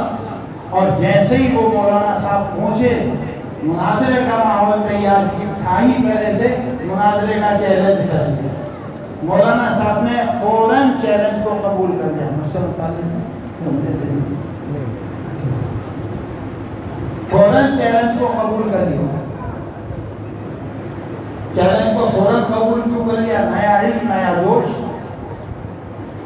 نیا علم نیا جوش، نہ اپنے استادوں سے مشورہ، نہ بڑوں سے مشورہ، نہ اپنے پہلے فارغین سے مشورہ، بس مناظرہ قبول۔ مناظرہ ایک ہی اسٹیج پہ پیر صاحب نے مولانا صاحب سے کہا کہ مولانا لا الہ الا اللہ محمد رسول اللہ کلمہ ہے یا کلام؟ میں نے ایک لفظ بہت آہستہ سے بولا، ان بچوں نے سن لیا، لا الہ الا اللہ محمد رسول اللہ۔ اب میں اس کو زور سے کہہ رہا ہوں، لا الہ الا اللہ محمد رسول اللہ ترکیب نحوی کے اعتبار سے کلمہ ہے یا کلام ہے؟ بتائیے کیا ہے؟ کلام کلمہ ہے کہ کلمہ ہے؟ کیوں؟ جب وہ نماز کی کتاب پڑھی تھی تو کیا پڑھا تھا؟ اول کلمہ طیب، لیکن یہاں پھنسا دیا، نیا جوش، نیا طالب علم، نیا علم، استادوں سے مشورہ نہیں، بڑوں سے مشورہ نہیں، مناظرہ ہے کہ مولانا صاحب لا الہ الا اللہ محمد رسول اللہ نحوی کے اعتبار سے کلمہ ہے یا کلام ہے؟ کہ صاحب کلام ہے، کلمہ نہیں ہے کہ نہیں کلام ہے، کہ کلمہ تو نہیں ہے کہ نہیں کلام ہے، کہ دیکھو کلمے کا انکار کر رہا۔ میں کہتا تھا کہ وہابیوں کے مدرسے سے پڑھ کر آ رہا ہے، وہ خود وہابی بن گیا، کلمے کا ہی اس نے انکار کر دیا۔ تو یہ کلمتان بمانا کلامان ہے کہ صاحب کلمہ کلام کے معنی میں کہ افصح العرب حضرت محمد رسول اللہ صلی اللہ علیہ وسلم نے کلمے کو کلام کے معنی میں استعمال کیا ہے، اور کوئی فصیح اگر کسی معنی میں استعمال کر لے تو وہ اس کا تصرف جائز ہے۔ چلیے بات آتی، تو کلمتانی یہاں بہت ساری بحثیں چھوڑ کر آیا ہوں۔ یہ تو کوئی بھوک لگا ہے، 3 بجا ہے، تمہارا بھی اور ہمارا بھی کوئی حال ہے، اور ابھی ماشاءاللہ مولانا بھی جلوہ افروز ہیں، مولانا کا بھی خطاب ہوگا اور میں بھی تھوڑی سی بات کہہ کے ایک دم ختم کروں گا۔ اچھا، یہ کلمتانی 2 کلمے ہیں، یعنی 2 کلام ہیں۔ آگے ان کلمات کی خوبیاں بیان کر رہے ہیں، اور اچھا ایک بات یہ سمجھ لیجیے، کلمتانی سے لے کے فی المیزان تک یہ خبر مقدم ہے، کلمتانی سے لے کے فی المیزان تک یہ خبر مقدم ہے، اور یہ تقدیم و تاخیر تشبیہ کے لیے کی گئی ہے۔ کیا مطلب؟ سننے والے کو، طالب علم کو شوق دلانے کے لیے یہ تقدیم و تاخیر کی گئی ہے۔ تمہارے سامنے آیا کلمتان، دو کلمے ہیں، شوق پیدا ہو گیا آخر کیسے دو کلمے ہیں، کیسا کلام ہے جس کی طرف توجہ دلائی جا رہی ہے کہ دو کلمے ہیں۔ پہلی خصوصیت کیا ہے دو کلموں کی خوبی کیا؟ حبیبتان، محبوب ہیں۔ کس کو محبوب ہیں؟ کس کو پسند ہے؟ اللہ کو۔ دو کلمے ہیں، اللہ کو محبوب ہیں، اللہ کو پسند ہیں۔ کیا مطلب اللہ کو محبوب ہونے کا، اللہ کو پسند ہونے کا؟ کہ جو ان کلموں کا ورد رکھے گا وہ اللہ کا محبوب اور پسندیدہ بندہ بن جائے گا۔ جو ان کلموں کا ورد رکھے گا اللہ کا محبوب اور پسندیدہ بندہ بن جائے گا۔ نمبر 1۔ آگے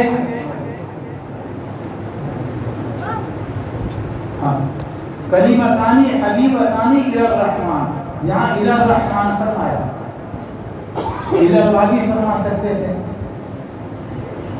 اللہ تعالیٰ کی وسعت رحمت کو بیان کرنے کے لیے حبیبتان کے بعد الی اللہ کی بجائے الی الرحمن فرمایا ہے۔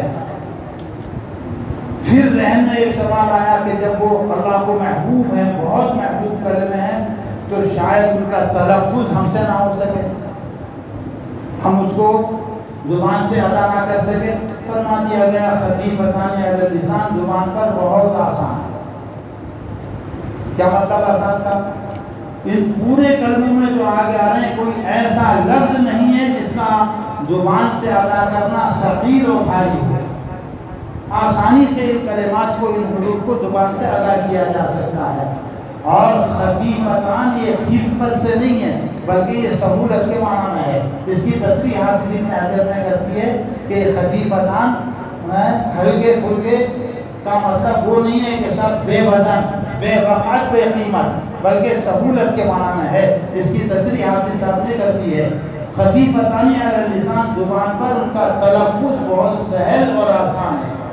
اچھا، جب زبان سے کہنا آسان ہے تو میزان عمل میں بھی ہلکے ہی پھلکے ہوں گے کہ نہ بالکل نہیں، بلکہ ثقیلتان فی المیزان، میزان عمل میں بہت وزن دار ہیں۔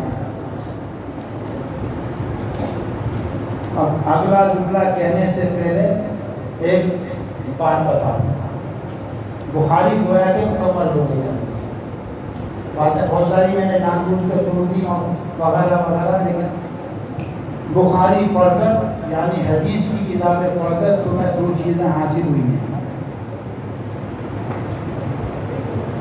ایک تو تمہیں متن حاصل ہو گیا، اور نبی صلی اللہ علیہ وسلم الاعمال بالنیات، فلاں فلاں فلاں، پچھلے سال سے ماشاءاللہ پچھلے سال تو خالص مدنی پڑھا تم نے حدیث کا۔ تو بخاری پڑھ کر دو چیزیں حاصل ہوتی ہیں، ایک تو متن حاصل ہو گیا احادیث کا، اور احادیث کا متن حاصل ہونے کا فائدہ کیا کہ تمہارے اوپر علم کا دروازہ کھل گیا، کھل جائے گا انشاءاللہ، آنکھیں کھل گئی۔ وَالَّذِي أَخْرَجَكُمْ فِي بُطُونِ أُمَّهَاتِكُمْ لَا تَعْلَمُونَ شَيْئًا وَجَعَلَ لَكُمُ السَّمْعَ وَالْأَبْصَارَ وَالْأَفْئِدَةَ، آنکھیں کھل گئی، کان کھل گئے، قوت فکر تمہارے اندر، عقل پیدا ہو گئی تمہارے اندر۔ خیر، تو دوسری چیز کیا ہوئی ہے اس کو دھیان سے سن لو، دوسری چیز کیا ہوئی ہے اس کو دھیان سے سن لو، سند۔ پہلی چیز کیا؟ متن، دوسری چیز سند۔ اب تک تم غیر مستند عالم تھے، اگر ترجمہ دیکھ کر، تفسیر دیکھ کر، قرآن کی آیت کا ترجمہ دیکھ کر، کسی حدیث کا ترجمہ دیکھ کر تم اس کو بیان کرتے تو وہ نقل ہوگا، اور نقل آدمی صحیح بھی کرتا ہے، کبھی کبھی نقل کرنے میں غلطی بھی ہو جاتی ہے۔ مستند علم نہیں تھا تمہارا۔ دوسری چیز تمہیں جو اتنی 1128 صفحے پڑھ کے جو تمہیں حاصل کو کیا حاصل سند، اب تم مستند عالم ہو گئے ہیں، تمہارا فرمایا ہوا اب حجت بنے گا، اور جب تک یہ سند و متن تم نے نہیں پڑھا تھا تمہارا فرمایا حجت نہیں تھا، تمہارا کلام تھا جو کہیں سے دیکھ کر نقل کیا ہوا تھا، اس کے نقل کے صحیح اور نقل کے غلط ہونے کا احتمال بھی تھا۔ اس میں بھی تفصیل ہے، اس کو بھی میں عرض کر رہا ہوں۔ چلیے، تو کلمتان حبیبتان الی الرحمن خفیفتان علی اللسان ثقیلتان فی المیزان سبحان اللہ و بحمدہ سبحان اللہ العظیم۔ ایک بات ہوتی ہے، اس کتاب کو امام بخاری رحمۃ اللہ علیہ نے حجت بنایا اپنے اور اللہ کے درمیان۔ بخاری شریف کو امام بخاری رحمۃ اللہ علیہ نے اپنے درمیان اور اللہ کے درمیان حجت بنایا ہے۔ کیوں نہ بناتے حجت؟ امام بخاری کے حالات میں لکھا، تو نے شروع میں پڑھ لیا ہوگا کہ امام بخاری رحمۃ اللہ علیہ نے غایت اہتمام کے ساتھ اس کتاب کی تعریف فرمائی ہے۔ حرم مقدس کے اندر اس کو تعریف کیا، اور جب کوئی حدیث لکھتے تو غسل فرماتے، 2 رکعت نماز پڑھتے، اللہ تعالیٰ سے دعا فرماتے، جب شرع صدر ہوتا تب اس حدیث کو لکھتے۔ اس درجے اہتمام کے ساتھ امام بخاری رحمۃ اللہ علیہ نے اس حدیث کو لکھا ہے۔ بخاری شریف کے اندر حدیثیں، کل حدیثیں کتنی ہیں؟ تقریباً 7,500، 7,200 کچھ، اس لیے میں نے کہا تقریباً 7,500، تقریباً 7,500 حدیثیں لکھنے کے لیے کتنی نفل نماز پڑھی ہوں گی؟ 14,000 سے زیادہ نفلیں پڑھی ہیں۔ کتنی؟ 14,000 سے زیادہ نفلیں پڑھی ہیں۔ امام بخاری رحمۃ اللہ علیہ نے اس حدیث کو، اس کتاب کو اتنے تقدس کے ساتھ غسل کر کے 2 رکعت نفل پڑھ کے جذبے کے ساتھ لکھا، حرم کے اندر لکھا، تو یہ کتاب اگر اب بھی حجت نہ بنتی تو کیا بنتی؟ اب بھی حجت نہ بنتی تو کیا بنتی؟ ایک بات اور بتا دیں، ہر کام کے شروع میں اور اختتام میں خوشی ہوتی ہے۔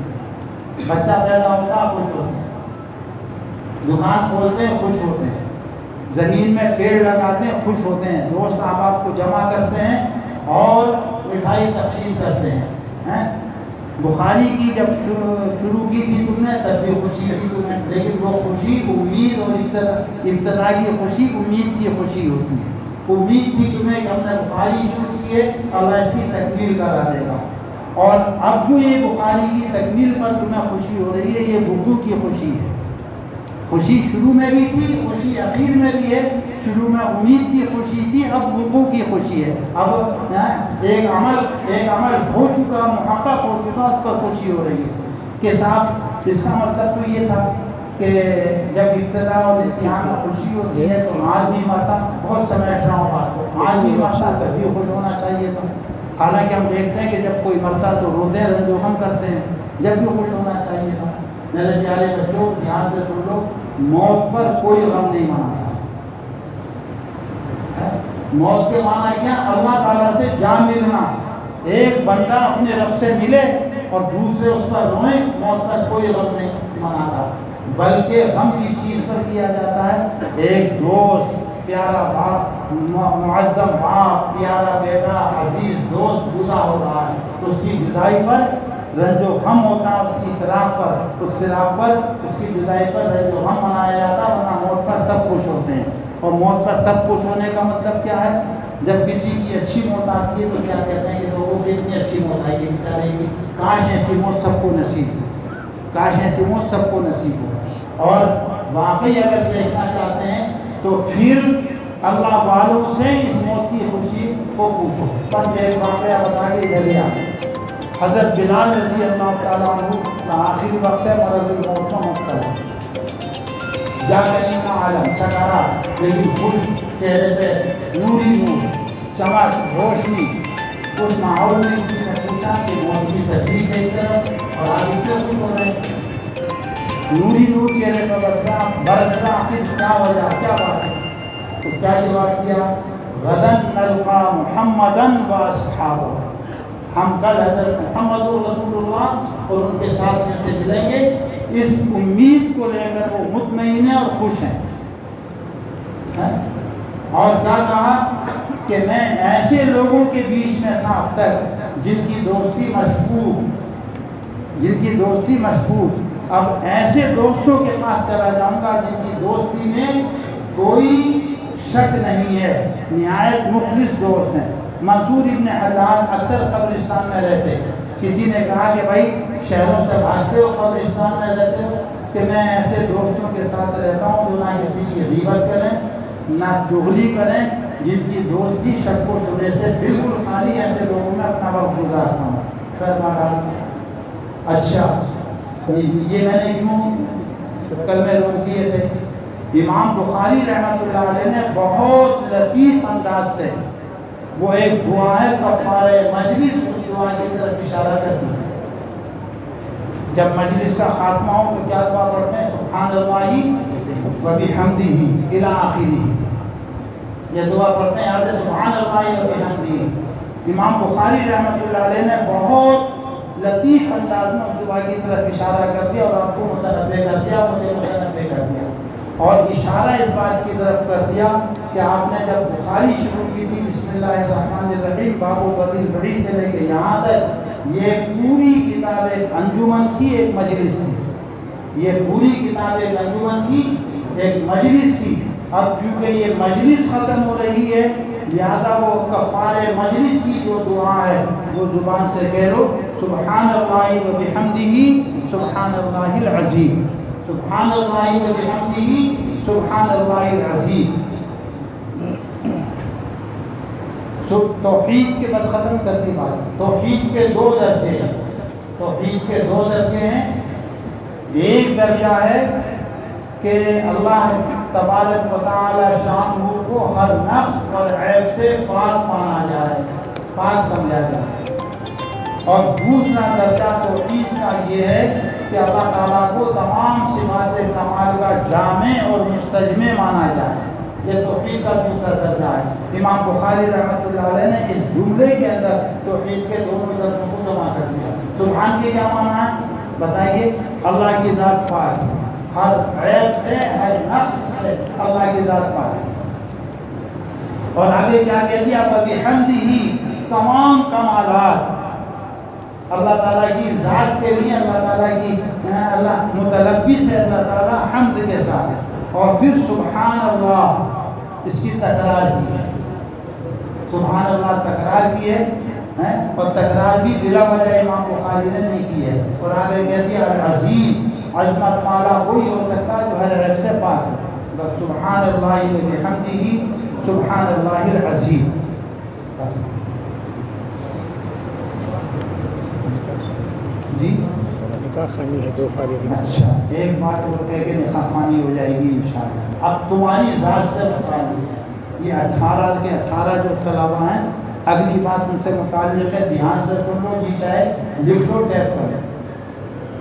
ماشاءاللہ تم مستند عالم ہو گئے. کیا ہو گئے تم؟ مستند عالم ہو گئے. تمہارا فرمان حجت بنے گا, لیکن تمہارا فیض جب جاری ہوگا, جو اگلی باتیں 12 باتیں ہیں جب ان کو تم اپنی زندگی میں لے آؤ گے تمہارا فیض جاری ہوگا. اب آگے تم مرشد بنو گے. مرشد کا معنی بعض علاقوں میں مرشد کہتے ہیں ماننے والے کو, تو یہاں مرشد ماننے والے کے معنی میں نہیں ہے. ہاں جمہور میں بعض جگہ مرشد بمانا بھکاری کے عطا مانگنے والا, لیکن مرشد کے معنی نہیں. تم تو مولانا لوگوں, مرشد کے معنی کیا؟ قائد, گائیڈ, رہبر بنو گے. اس کے لیے 12 کام تمہیں کرنے پڑیں گے, 12 صفتیں تمہیں اختیار کرنا پڑیں گی. 2 صفتیں تو تم اللہ تعالیٰ کی اختیار کرو. اللہ تعالیٰ کی بہت ساری صفات ہیں, ان میں سے 2 صفتیں العلم والتصدق. علم کا ذکر آیا تھا, علم اختیار کرو, تصدق اختیار کرو. تصدق کے معنی پردہ پوشی, علم کے معنی سب ہزار. سمندر ہے, لاکھوں ٹن سمندر میں گندگی ڈال دی جائے, سب ہزار. کتنے انسان اللہ تعالیٰ کو گالی دیتے ہیں, سب ہزار.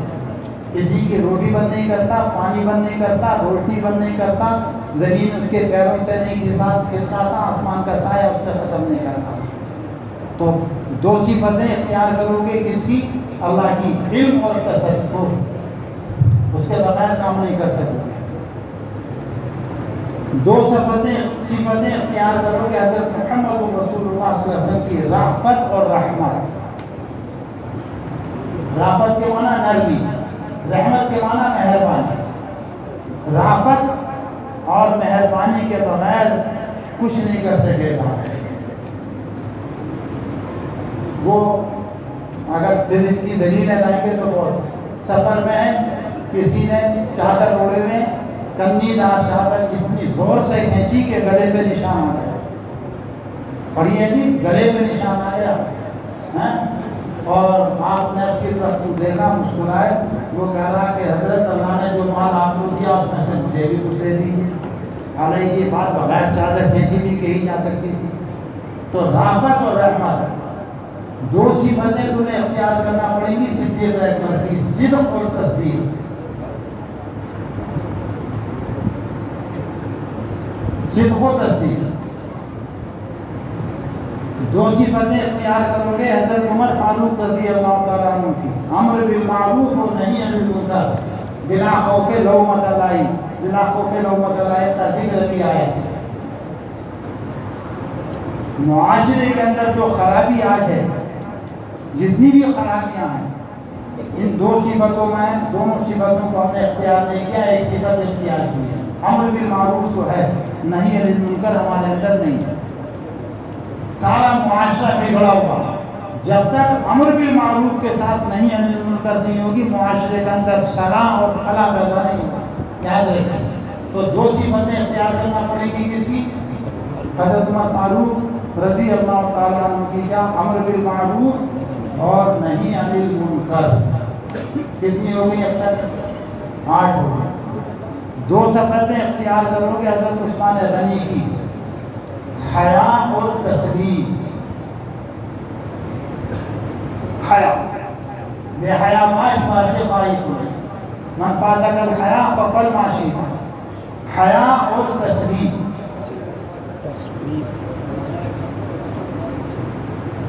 اور دو صفتیں اختیار کرنا پڑیں گی حضرت علی رضی اللہ تعالیٰ عنہ کی. کیا ہے؟ زہد اور شجاعت. زہد اور شجاعت. آئیے جب تک یہ 12 صفتیں میں، تم، ہم، آپ اپنے اندر پیدا نہیں کریں گے. اچھا، پیدا خود بخود ہوں گی؟ پیدا خود بخود نہیں ہوں گی. وہ قصہ رہ گیا مولانا روم کا. پیدا خود بخود نہیں ہوں گی. یہ علم آپ بخاری کے عالم بن گئے، یہ خود بخود بن گئے. محنت کرنا پڑی ہے. ان چیزوں کو حاصل کرنے کے لیے کسی اللہ والے کی مدتوں ٹوٹیاں سیدھی کرنا پڑیں گی، تب یہ چیزیں حاصل ہوں گی. مدتوں ٹوٹیاں سیدھی کرنا پڑیں گی. ہماری بات سمجھ. تو دو صفتیں حضرت علی کی کیا ہے؟ زہد. زہد کے معنی کیا ہے؟ دنیا سے بے رغبتی. ایسا نہیں کہ کوئی جنگر پہ یہاں پجاری ہے، ادھر کو یہاں پولے میں کوئی پجایا کہ شاید جیب میں ہاتھ ڈالیا مجھے ہدیہ دے گا. پگڑی میں پجایا کسی نے کہ شاید پگڑی کے اندر پیسے رکھے ہوں گے، پیسے نکال کے دے گا. دنیا سے بے رغبت. اور شجاعت، بہادری، حق کہنے میں بالکل بے باکی، بلا خوف لومۃ لائم. چاہے کتنا ہی کڑوی وہ حق بات کیوں نہ ہو، لیکن یاد رکھیے یہ ماں قوت سے مراد قوت اصطلاحی ہے، قوت لغوی نہیں ہے. اور قوت اصطلاحی یہ ہے کہ آپ جو کچھ نصیحت زبان سے کر رہے ہیں یا ہاتھ سے کر رہے ہیں، اس کو کہنے کی وجہ سے فساد اور زیادہ نہ ہو جائے. آپ برائی کو روک رہے ہیں زبان سے، بجائے اس کے کہ وہ برائی دور ہوتی اور فساد بڑھ گیا، تو قوت نہیں تھی آپ کے اندر اس برائی کو روکنے کی، قوت اصطلاحی نہیں تھی. تو زہد اور شجاعت یہ حضرت علی رضی اللہ تعالیٰ عنہ کی دو صفتیں پیدا کرنا پڑیں گی. آگیا اللہ تعالیٰ مجھے بھی اور آپ کو بھی اس کی توفیق دے. اور ہم جو کچھ ہم نے پڑھا ہے اللہ تعالیٰ اس سے ہمیں سب کو فائدہ پہنچائے. اور اللہ تعالیٰ حضرت امام مصنف رحمۃ اللہ علیہ کے درجات کو بلند فرمائے اور ان کی کتاب سے ہمیں زیادہ سے زیادہ استفادے کی توفیق نصیب فرمائے. وآخر دعوانا الحمدللہ رب العالمین. اب کتابیں ادب سے رکھو. کتاب نیچے ہوتی نہ اوپر ہوتا وہ مجھے اچھا نہیں لگتا، اس لیے میں نے یہ طریقہ اختیار کیا ہے۔ اب کتاب تو ایسی رہنا تو ایک عمل اور بھی ہوگا نا۔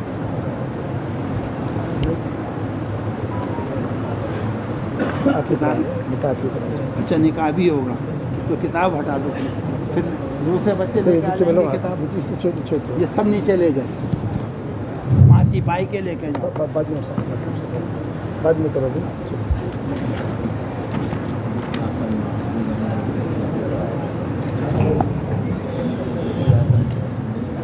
بے نکاح سے متعلق جلدی آ جائیں، نکاح خانی کے بعد فوراً افتتاح کے بعد دعا ہو جائے گی انشاءاللہ۔ یہ وقت بھی کم ہے، نماز بھی ہے، کھانا بھی ہے۔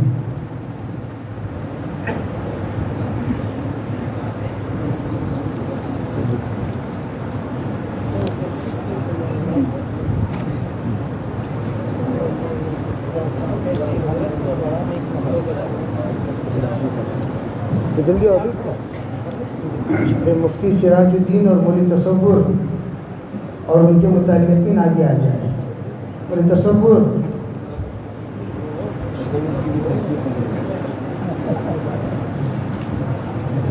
بیٹھ کے کھڑے ہو کیا معمول ہے؟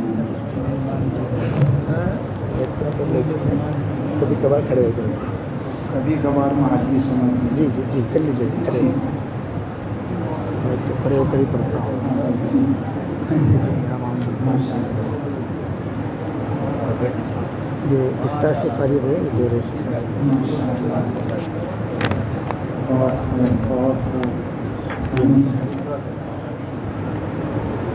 ماشاء اللہ دلہن بھی ساتھ لے کے جا رہے دونوں کو، جی جی اوروں کو بھی شامل دلوا دیتے ہیں جا رہے سند بھی لے کے سند بھی لے کے جاتے اور دلہن بھی لے کے جاتے۔ تصور کے متعلقین سامنے آئے، آ جو بھائی بوکالا وکلا سامنے آئے۔ حافظ تصور پاشا، لڑکے کا نام کیا ہے؟ حافظ تصور لڑکا ہے، گلفشا یہ لڑکی ہے۔ حافظ تصور بادشاہ صاحب جی ابن محمد شاہ صاحب، جی جی محمد بادشاہ صاحب، بادشاہ پاشا پاشا جی جی پاشا ہے۔ ایک ہی پرچے میں دونوں نکاح ہیں۔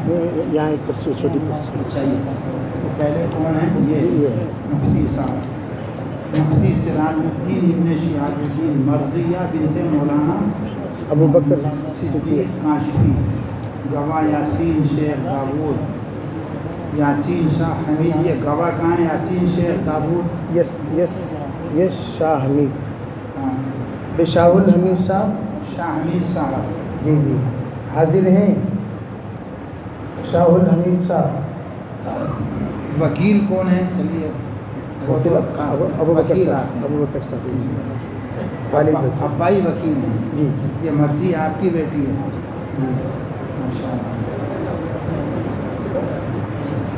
آپ نے اجازت لے لی ہے نکاح کے لیے؟ بتا دیا کہ اس کے لڑکے کے داڑھی ہے، ملا ہے؟ جی اطاعت کر دی ہے اس کی؟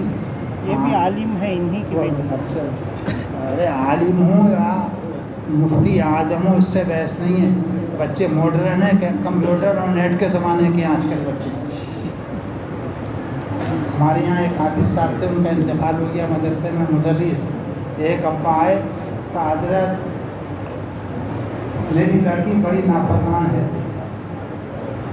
تعویذ دے دیجیے، تعویذ دیتے تھے وہ تو ہنسے، سہارنپور کے رہنے والے تھے، ہنسے اور اس کو ڈانٹ کے بھگا دیا۔ پھر آئے کہ حضرت تعویذ دے دو، اپنی اماں کی میری بات نہیں سنتی، پھر ڈانٹ کے بھگا دیا۔ تیسری مرتبہ پھر آئے کہ حضرت تعویذ دے دو، تو اب ذرا تھوڑے سے گرم ہوئے، تعویذ دے دوں کہ جی تعویذ دے دو کہ اس کے ہاتھ میں سے موبائل لے لے، تب تیری بھی بات سنے گی اور تیری بیوی کی بھی بات سنے گی۔ جب تک موبائل اس کے پاس رہے گا وہ ولی الہی ہے، اس سے بھی زیادہ۔ جیسے ہی ہلو میں فلاں جگہ ہوں، وہ نہیں روکے گی آپ کے پاس کتنی، آپ کچھ کہتے رہو، تو اس کو لے لو ہاتھ میں سے۔ تو آج کل میں نے اس لیے پوچھا یہ کہ نیٹ کا زمانہ، میرا بچہ ہو میری بچی ہو، بس بھائی اللہ تعالیٰ ہمارے خاص کر اہل علم کے خاص کر اور العموم مسلمانوں کے بچوں اور بچیوں کی حفاظت فرمائے۔ تو آپ نے بتا دیا کہ داڑھی ہے مفتی ہے، کرتا پاجامہ پہنے گا، پینٹ نہیں پہنے گا، سب چیزوں کی وضاحت کر دی ہے۔ ٹھیک، مہر کتنا ہے وہ بھی بتا؟ جی 14 گرام۔ جی 14 گرام سونا۔ 14 گرام سونا، ماشاء اللہ مبارک۔ مجھے اجازت ہے نکاح پڑھانے کی؟ جی ٹھیک، دور سے وکیل کہاں ہیں؟ آپ کے وکیل کہاں ہیں؟ آپ وکیل ہیں؟ ٹھیک ہے، یہ کون ہے آپ کے؟ صالح ہیں آپ کے، ماشاء اللہ۔ چلیے، یہ گل افشا کہ کون ہے آپ کون ہیں گل افشا کے؟ عرض کے نہیں وہ تم مرنا کی ہے پر اس میں عروس ہے۔ اچھا، عبد الرحیم، آپ کا نام کیا ہے؟ گواہ اول میں وکیل کون ہے، میں تو وکیل پوچھ رہا ہوں، آپ کا نام کیا ہے؟ امیر پاشا۔ وکیل وہی ہیں، یہ یہاں ہے ناظر امیر پاشا۔ اس میں وکیل امیر پاشا،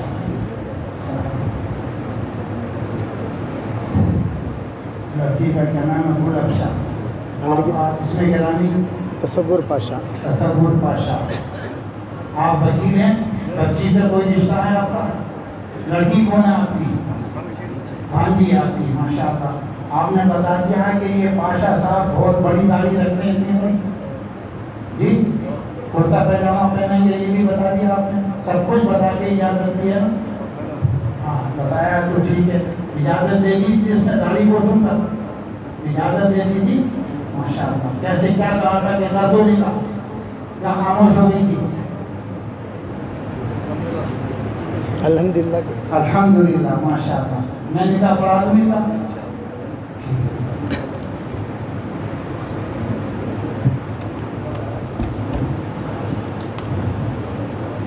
الحمدللہ الحمدللہ نحمده ونستعینه ونستغفره ونؤمن به ونتوکل علیہ ونعوذ باللہ من شرور انفسنا ومن سیئات اعمالنا من يهده الله فلا مضل له ومن يضلله فلا هادي له ونشهد ان لا اله الا الله وحده لا شريك له ونشهد ان سيدنا ومولانا محمدا عبده ورسوله ارسله بالحق بشيرا ونذيرا اما بعد اعوذ بالله من الشيطان الرجيم بسم الله الرحمن الرحيم يا أيها الناس اتقوا ربكم الذي خلقكم من نفس واحدة وخلق منها زوجها وبث منهما رجالا كثيرا ونساء واتقوا الله الذي تساءلون به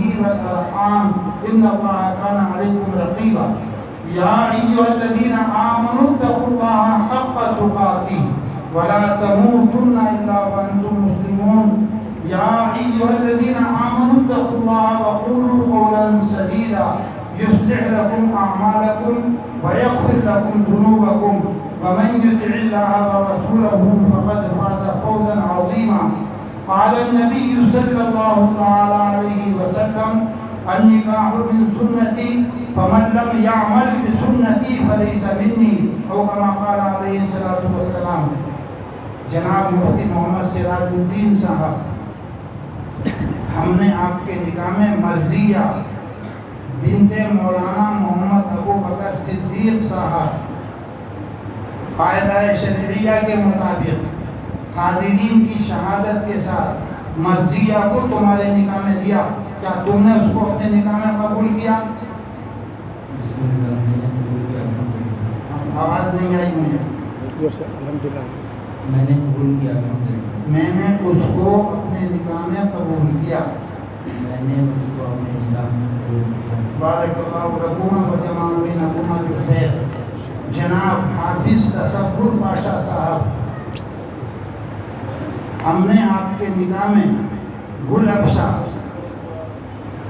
قاعدہ شریعہ کے مطابق حاضرین کی شہادت کے ساتھ اس کو تمہارے نکاح میں دیا، کیا تم نے اس کو اپنے نکاح میں قبول کیا؟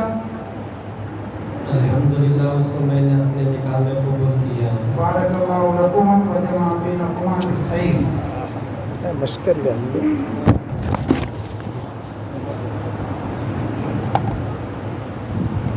افتتاح کو آ جائیں. جی ہاں آ جائیں بھی آ جائیں. آپ حضرت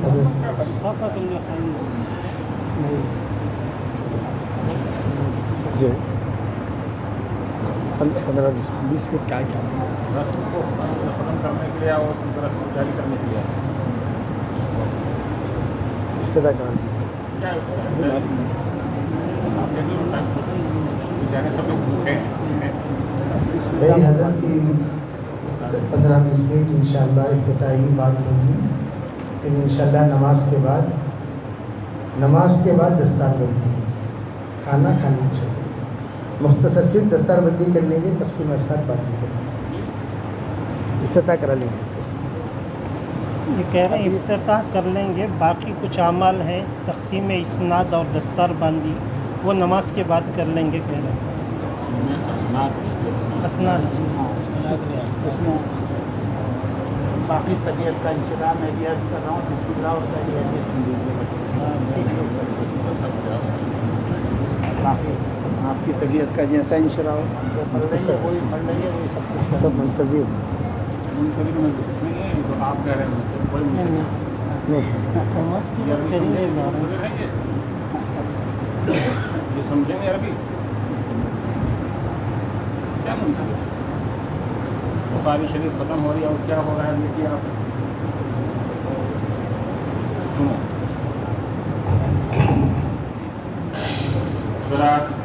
بڑے ادب کے ساتھ عرض ہے ابھی الحمدللہ آپ نے بخاری شریف کی آخری حدیث سنی ہے. اسی بخاری شریف میں روایت موجود ہے ان اشد الناس عذابا یوم القیامہ المصورون. قیامت کے دن سب سے سخت عذاب تصویر بنانے والوں, فوٹو کھینچنے والوں کو ہوگا. اگر کہیں ضرورت ہو بغیر تصویر کے کام نہ چلتا ہو, جیسے آئی ڈی ہے, پاسپورٹ ہے, تو اس کے لیے شریعت کا قاعدہ ہے الضرورات تبیح المحظورات.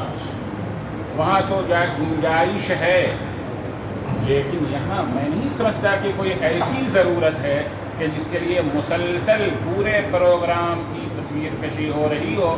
اور بخاری آپ سن رہے ہیں, اس پر تقریر سن رہے ہیں ماشاءاللہ, اور اسی بخاری کی روایت کے خلاف عمل ہو رہا ہے. یہ ایک لمحہ فکری ہے.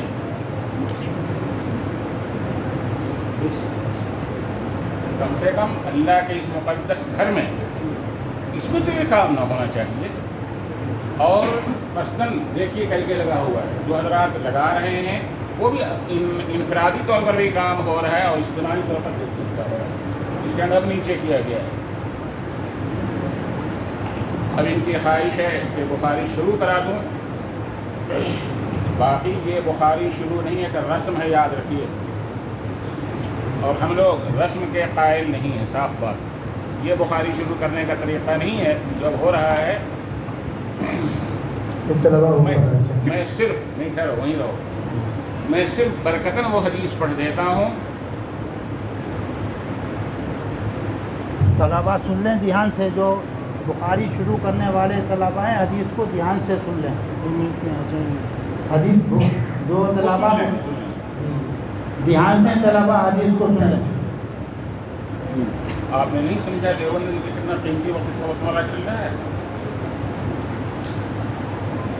بسم اللہ الرحمن الرحیم الحمد للہ رب العالمین والعاقبۃ للمتقین والصلاة والسلام على سید المرسلین وعلى آلہ وأصحابہ اجمعین وبالسند المتصل منا إلى الشيخ الإمام الهمام الحافظ الحجة أمير المؤمنين في الحديث الشيخ أبي عبد الله محمد بن إسماعيل بن إبراهيم بن المغيرة بن بردسبة اليماني الجعفي البخاري رحمه الله تعالى ونفعنا بعلومه وعلومهم آمين.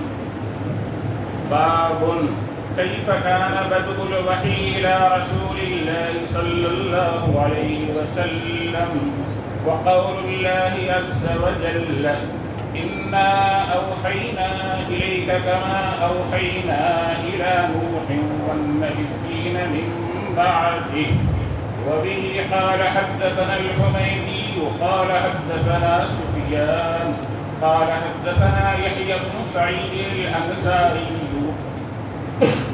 قال أخبرني محمد بن إبراهيم التيمي أنه سمع القمة بن وقاص الليثي يقول سمعت عمر بن الخطاب رضي الله تعالى عنه وعنهم على المنبر يقول سمعت رسول الله صلى الله عليه وسلم يقول إنما الأعمال بالنيات وإنما لامرئ ما نوى فمن كانت هجرته إلى دنيا يصيبها أو امرأة ينكحها وفي نسخة يتزوجها فهجرته إلى ما هاجر إليه.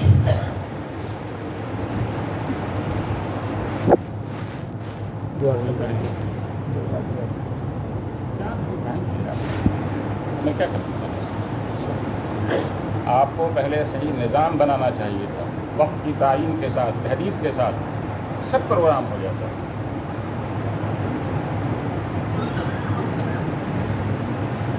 اللہ اکبر اللہ اکبر اللہ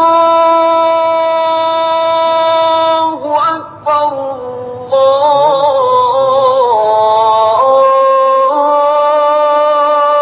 اللہ اکبر. اشہد ان لا الہ الا اللہ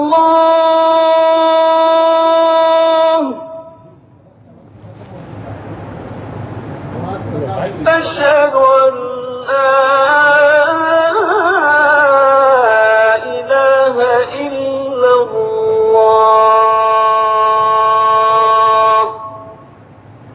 دستار بندی کریں 2 منٹ سب ایک دستار بندی. اشہد ان محمد رسول اللہ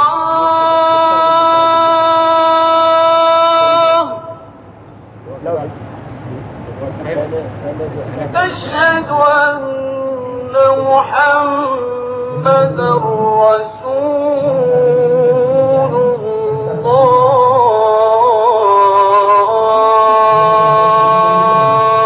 تمام فارغین اپنی اپنی پگڑی لے کر آئے اپنے ہاتھوں سے دنیا.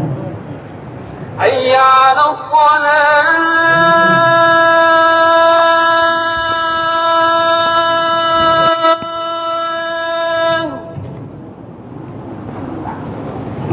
یہ بڑی معذرت حی علی الصلاۃ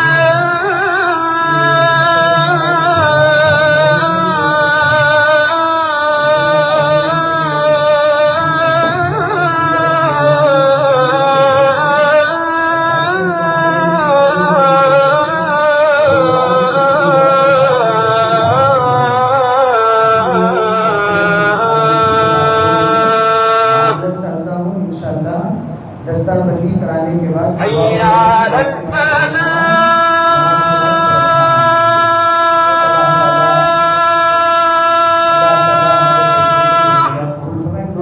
کے لیے بیٹھے. دستار بندی ہوگی پھر دعا ہوگی. حی علی الفلاح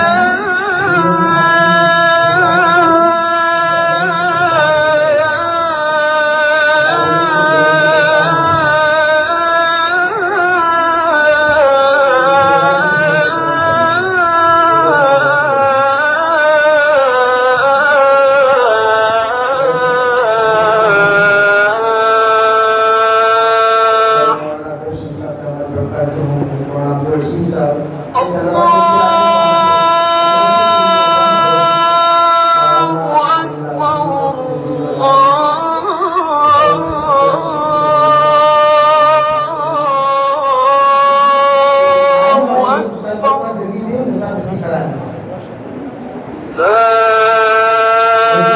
إله إلا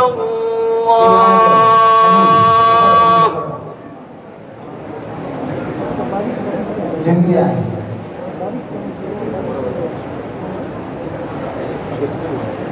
तो वहाँ से दस्तार दे, बैग से निकालकर दस्तार बंदी दे।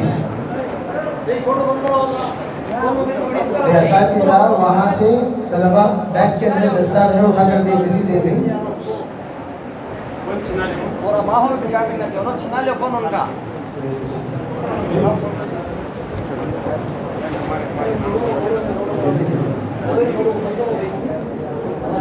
जल्दी जल्दी लाओ भाई, जल्दी आइए। अपने अपने दस्तार ले आओ, जल्दी आओ। इधर से अभी ये जगह है, इधर से आओ।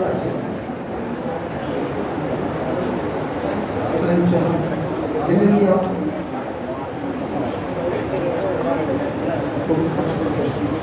कोशिश करो, जल्दी आओ भाई।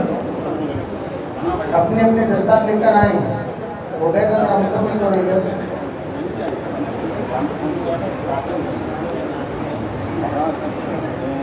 जल्दी ऊपर और स्टेज के ऊपर।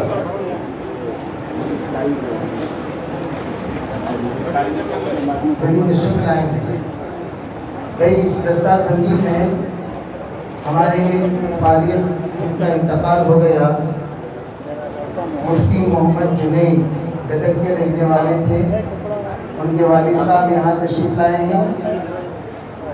उनके वालिद साहब के हाथ उनकी दस्तारबंदी इनायत फरमाएं या उन्हीं की दस्तारबंदी करवा दें। यहाँ ऊपर तशरीफ लाएं, ऊपर तशरीफ लाएं। हाँ उनके वालिद साहब, हाँ जल्दी ऊपर आ जाओ।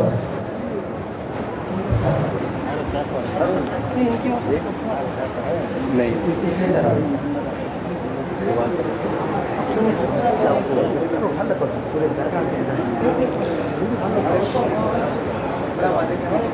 जल्दी ऊपर आ जाओ, ऊपर स्टेज के ऊपर आ जाओ। स्टेज के ऊपर तशरीफ लाएं। आगे भी है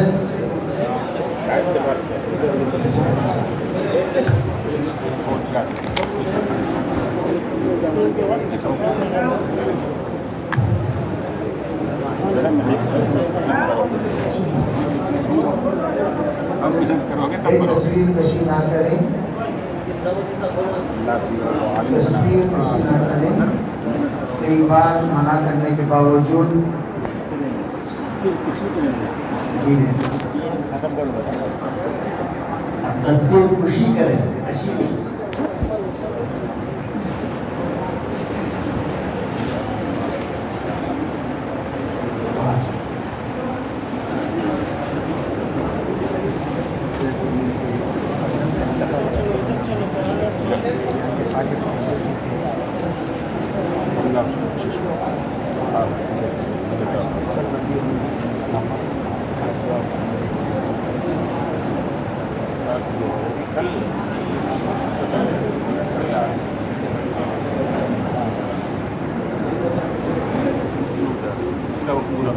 आप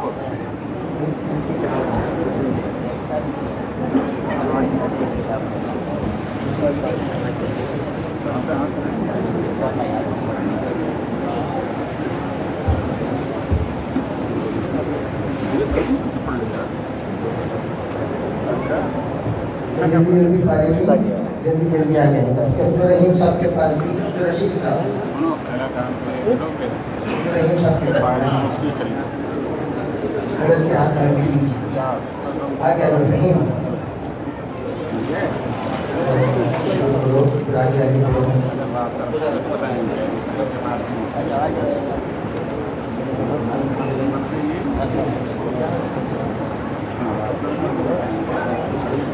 ये जो साथी हैं वहाँ जल्दी जिनकी बाकी आगे आ जाओ। दुआ शुरू होने वाली है, दुआ शुरू होने वाली है।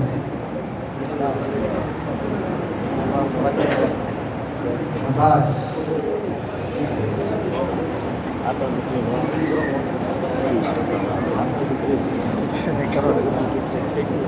जल्दी आइए, ऊपर आओ। अब्बास, सुहेल ऊपर आओ। मुदस्सिर आगे आ जाओ भाई।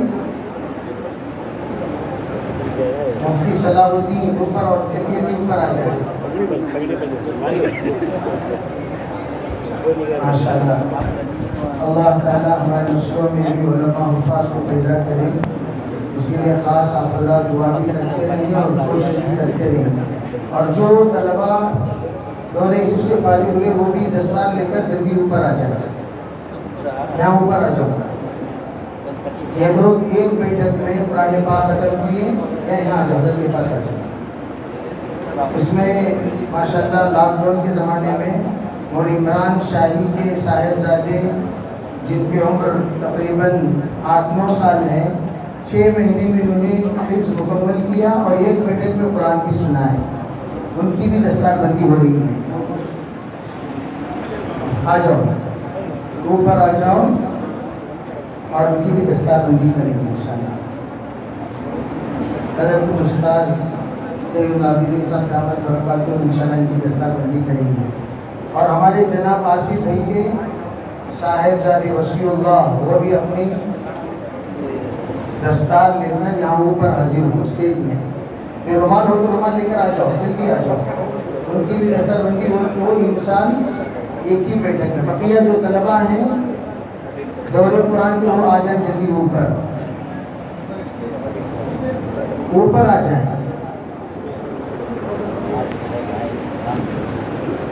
اوپر آگے بڑھا آگے بڑھا.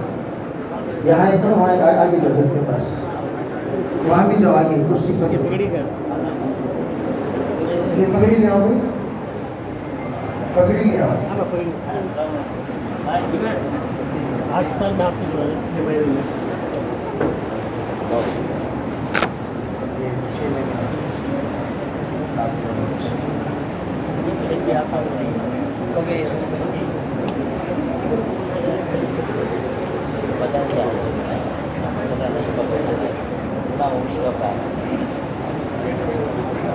آگے آ جاؤ اوپر آ جاؤ. جن کی دستار باقی اوپر آ جاؤ جلدی. سب کی ہونی ہے بھائی. ماشاء اللہ الحمدللہ.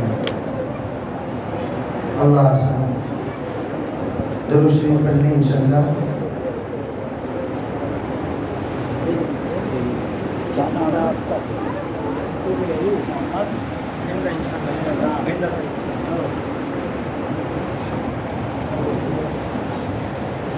اور کسی کی باقی ہے چھٹی ہو گئی. بے اسناد انشاءاللہ ان بزرگوں کے دستخط کے بعد آپ حضرات کو دیے جائیں گے.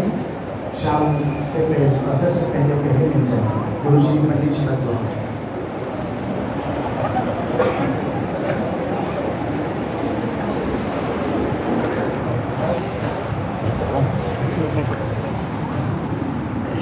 یا رب صلی وسلم دائما ابدا على حبيبك خير الخلق كلهم. ربنا ظلمنا أنفسنا وإن لم تغفر لنا وترحمنا لنكونن من الخاسرين. ربنا آتنا في الدنيا حسنة وفي الآخرة حسنة وقنا عذاب النار. اللهم حبب إلينا الإيمان وزينه في قلوبنا وكره إلينا الكفر والفسوق والعصيان. اللهم اجعلنا من الراشدين. اللهم اجعلنا من المهديين. اللهم اجعلنا من الذين آمنوا لا خوف عليهم ولا هم يحزنون. اللہ یہ گنہگار، یہ پاپی، یہ مجرم ہاتھ آپ کی بارگاہ قدس میں اٹھے ہوئے ہیں. یا اللہ آپ کے سچے رسول کی سچی حدیث ہم نے پڑھی ہے کہ جب کوئی بندہ آپ کے سامنے ہاتھ اٹھاتا ہے تو آپ کو خالی لوٹاتے ہوئے شرم آتی ہے. یا اللہ آپ بھی سچے، آپ کے رسول بھی سچے، سچے رسول کی حدیث بھی سچی. یقیناً ان گنہگار مجرم ہاتھوں کو اور ہاتھ والوں کو آپ خالی نہیں لوٹائیں گے. خدایا تمام حاضرین کی بخشش فرما دیجیے، تمام غائبین کی بخشش فرما دیجیے، تمام زندوں کی بخشش فرما دیجیے، तमाम मुल्कों की बख्शिश फरमा दीजिए। अल्लाह पूरी उम्मत मुस्लिमा की बख्शिश फरमा दीजिए। या अल्लाह जो हमने बीमार हैं उन्हें शिफाए कुल्ली नसीब फरमा, जो परेशान हैं उनकी परेशानियों को दूर फरमा। या अल्लाह जो लोग जहनी टेंशनों में मुब्तला हैं उन्हें जहनी चैन और सुकून नसीब फरमा। अल्लाह जिन घरों में आपस में ना इत्तेफाकी है अल्लाह उनको जन्नत नुमा बना दीजिए। या अल्लाह जो लोग कर्जों के बोझ तले डरे हुए हैं और उनके पास अदायगी के लिए कोई सबील नहीं, खुदावंदा पर्दे गैब से उनके लिए सबील पैदा फरमा। या अल्लाह जो लोग हमें नाजायज़ तरीके से केस और मुकद्दमों में फंस गए या फंसा दिए गए हैं, या अल्लाह उनकी खलासी के फैसले फरमा। या अल्लाह जो लोग माशी एतबार से रोज़गार के एतबार से कमज़ोर हैं, खुदावंदा उनके माश की इस्लाह फरमाइए। उनके घर में, उनके माल में, उनकी औलाद में और उनकी इज़्ज़त व आबरू में एक एक चीज़ में या अल्लाह खूब बरकतें नाज़िल फरमा। या अल्लाह इस्लाम और आलम इस्लाम की हिफाजत फरमा। या अल्लाह हरमैन की हिफाजत फरमा। या अल्लाह अल-अक़सा की हिफाजत फरमा। या अल्लाह दुनिया के तमाम मसाजिद की हिफाजत फरमा, तमाम मदारिस की हिफाजत फरमा, तमाम इस्लामी खानक़ाहों की हिफाजत फरमा। या अल्लाह जो जमात और जो फ़र्द आपके की खिदमत में लगे हुए हैं, या अल्लाह उनकी खिदमतों को कबूल फरमा और गैर से उनकी नुसरत फरमा। या अल्लाह सच्ची बात तो ये है कि हमें मांगना ही नहीं आता, वरना मौलाए करीम आपकी बारगाह आली में भला देने के लिए किस चीज़ की कमी है। या अल्लाह हम वो तमाम भलाइयाँ आपसे मांगते हैं जो रसूल अकरम सल्लल्लाहु अलैहि वसल्लम ने आपसे मांगी हैं, और उन तमाम शुरूर व फितन से हिफाजत चाहते हैं जिनसे रसूल अकरम सल्लल्लाहु अलैहि वसल्लम ने हिफाजत चाही है।